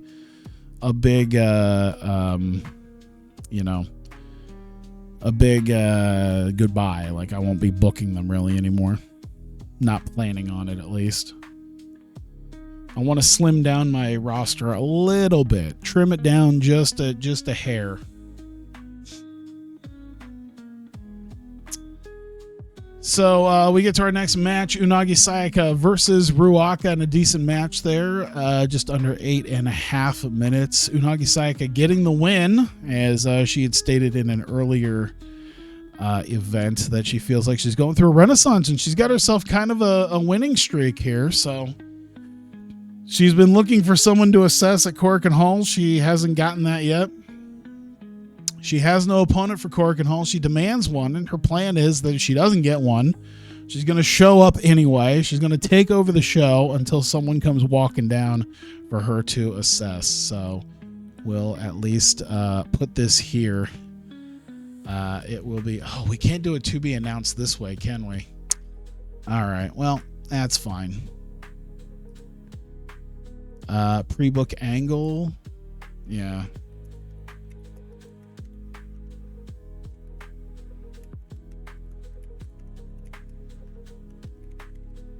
We'll do Unagi Sayaka Korakuen Hall assessment. And we'll just do that.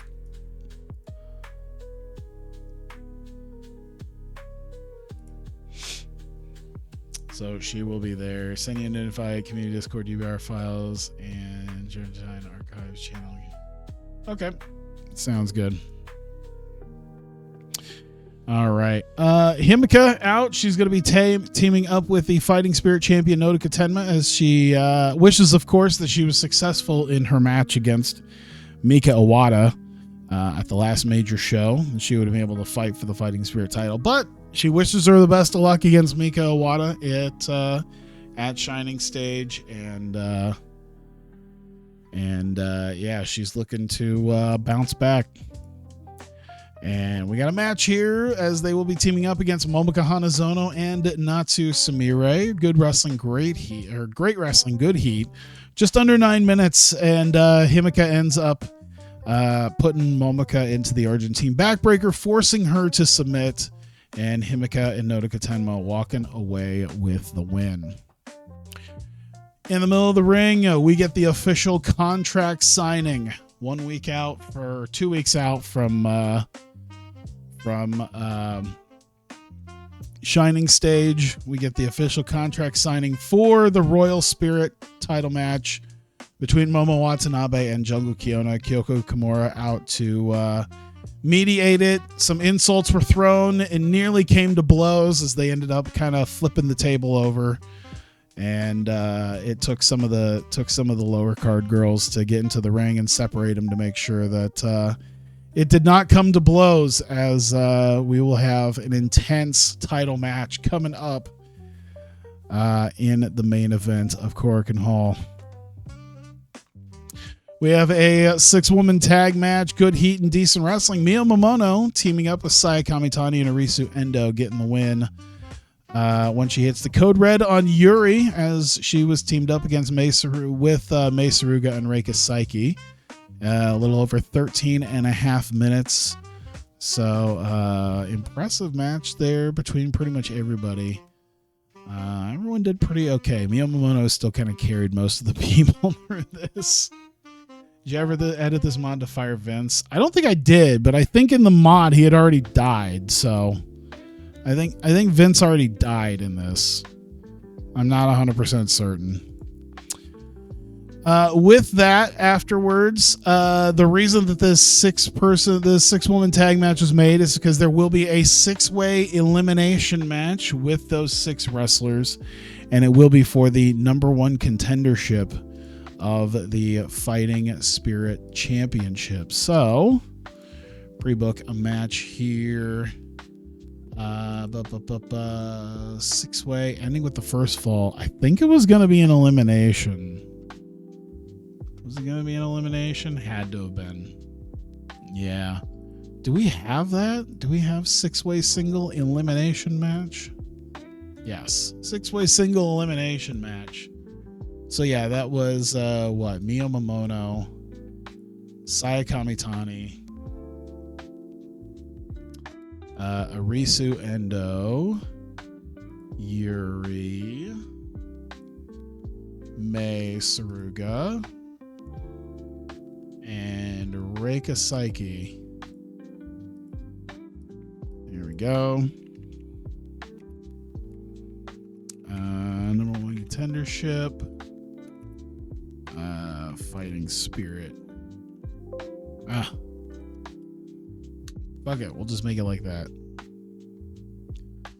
There we go. All right. So we've got that figured out. All right. We're getting down to it.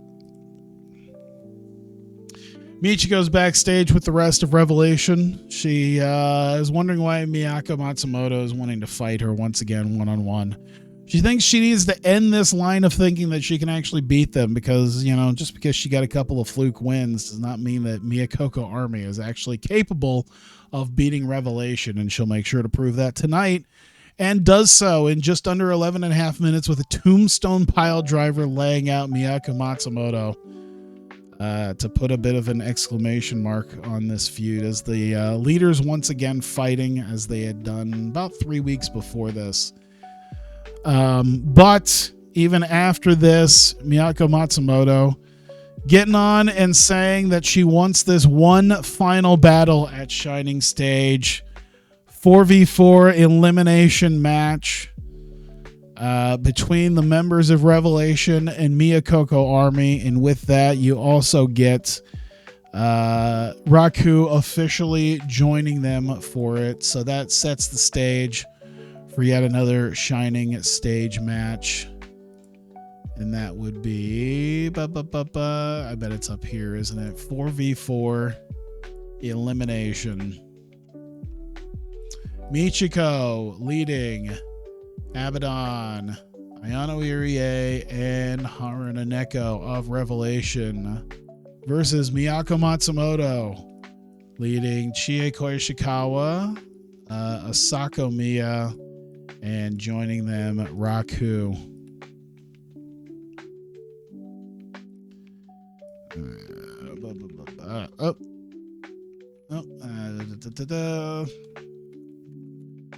Let's see. Revelation versus Miyakoko Army. 4v4 elimination match. There we go. All right. With that, we're getting to the end of the show. Death Riot taking on Strong Kickers here. Good heat and decent wrestling here. Rina Yamashita and Risa Sera have absolutely zero chemistry as partners. How did that happen? I feel like I'm going to change that because they've had good chemistry. And I feel like it's really not fair that they don't. They've done well. I don't know why all of a sudden they don't have chemistry. But nonetheless, Risa Sera ends up getting a win over Kamiyu in just over 12 and a half minutes. And there you go. Nice win for Death Riot. And with that, once again, another match announced for Korakuen Hall. It is the Twin Spirit Battle Royal. I don't even know if I could even put this in the thing. I don't even know if I can do that. Let me see here. Can I do a 6-way tag? Is 6-way tag something that's even in here? I can see 4-way tag team. I don't think 6-way tag is even in this. I might have jumped the gun on even being able to do the thing the thing I wanted to do. I might just have to make them like 3-way tag teams. It might be how I end up doing it. But either way, there's gonna be a Twin Spirit Battle Royal with 6 tag teams, with some surprises also thrown in there for Korakuen Hall. We get to the main event. Marikoto defending against Free Wi-Fi for the Twin Spirit titles. Goes just under 15 minutes. Maria Takeda getting the win on Hikari Noa, and that is the 5th official defense of the IdolPro Twin Spirit titles. And how much do we have here? 1, 2, 3, 4, 5, 6, 7 matches officially. I think there's going to be a couple kind of thrown together matches as well that we'll have as well with that. But we do at least still have one last little thing to end the show, because of course Sina Shiori said she was going to be here, and she was. And with that, as they were kind of yelling after Sina Shiori, Tai Hanma comes out. So one of Hikari Noa's best friends, Sina Shiori, and one of now Kakuta's best friends, Tai Hanma, as the challenge is made for Korakuen Hall as 2 members of Free Wi-Fi's past come to challenge them. We will get a tag team bout. It'll be the team of Free Wi-Fi being challenged by Sina Shiori and Tai Hanma. And there we go. Into the 8 officially with that. And I think that's most of what we have. I think there's still maybe a couple little extras, but nonetheless, that is the end of the show there. 54 increased our popularity. Show benefited from having quite a wide selection of angles. Strong show. Address the locker room. Let me see here. Michiko for carrying her match. Mio Momono for carrying her match. And I want to say Now carried her match as well. So compliment them. Seem please. There you go. Financial report. We only lost $822. So not terrible. I gotta say, not the worst in the world. If we broadcasted it, would have been a lot worse. We did gain once again. Should help us as we get down to the big show here in 2 weeks.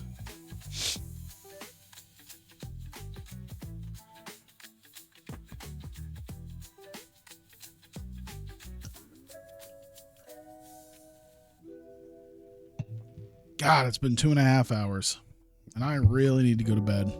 Raven promoted in DPW as a locker room leader. Kagama held a press conference. She was evolving as a fighter. She's going to be a regular wrestler. There's a slam event. AEW hired Charlie Evans. All right.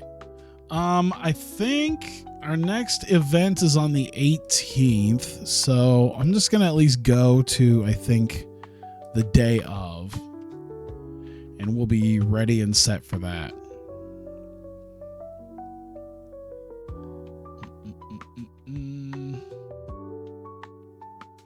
Download the UBR files while you go to sleep. I'll probably do it. I'll do it eventually. I've got pretty good internet, so I'm not really worried about a 70 gig file.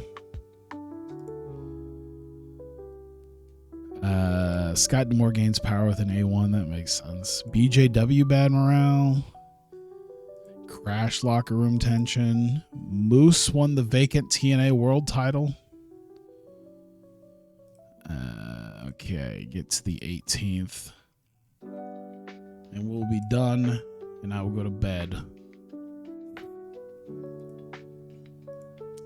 I think I can join that server. Someone is trying to message me, and the only thing I have in common is customize experience. It's a lot.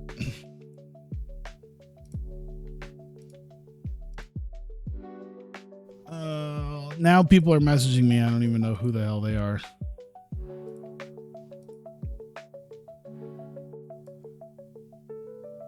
Hang on. There's that. Is that Yuri Rising Star? IdolPro are preparing a massive push for Yuri. Hi, are we messaging you? Yes, you are now, Doc. Thanks. Smash hire Ethan Page, Mark Drags. IdolPro preparing a massive push for Yuri, who they believe is the next big thing in wrestling. I mean, that's been a thing, though. I mean, that shouldn't be too shocking. Yes, Doc was also. I was also getting a message. That's all right, because we're on the 18th, so I am pretty much donezo. Because I've got more shows I'll have to write after this, but that is it. So thank you guys. I appreciate you guys being here. Appreciate you guys watching. If you are watching this on YouTube, I appreciate you watching as well. So thank you guys, and I'm going to go to bed, and I will see you guys next time.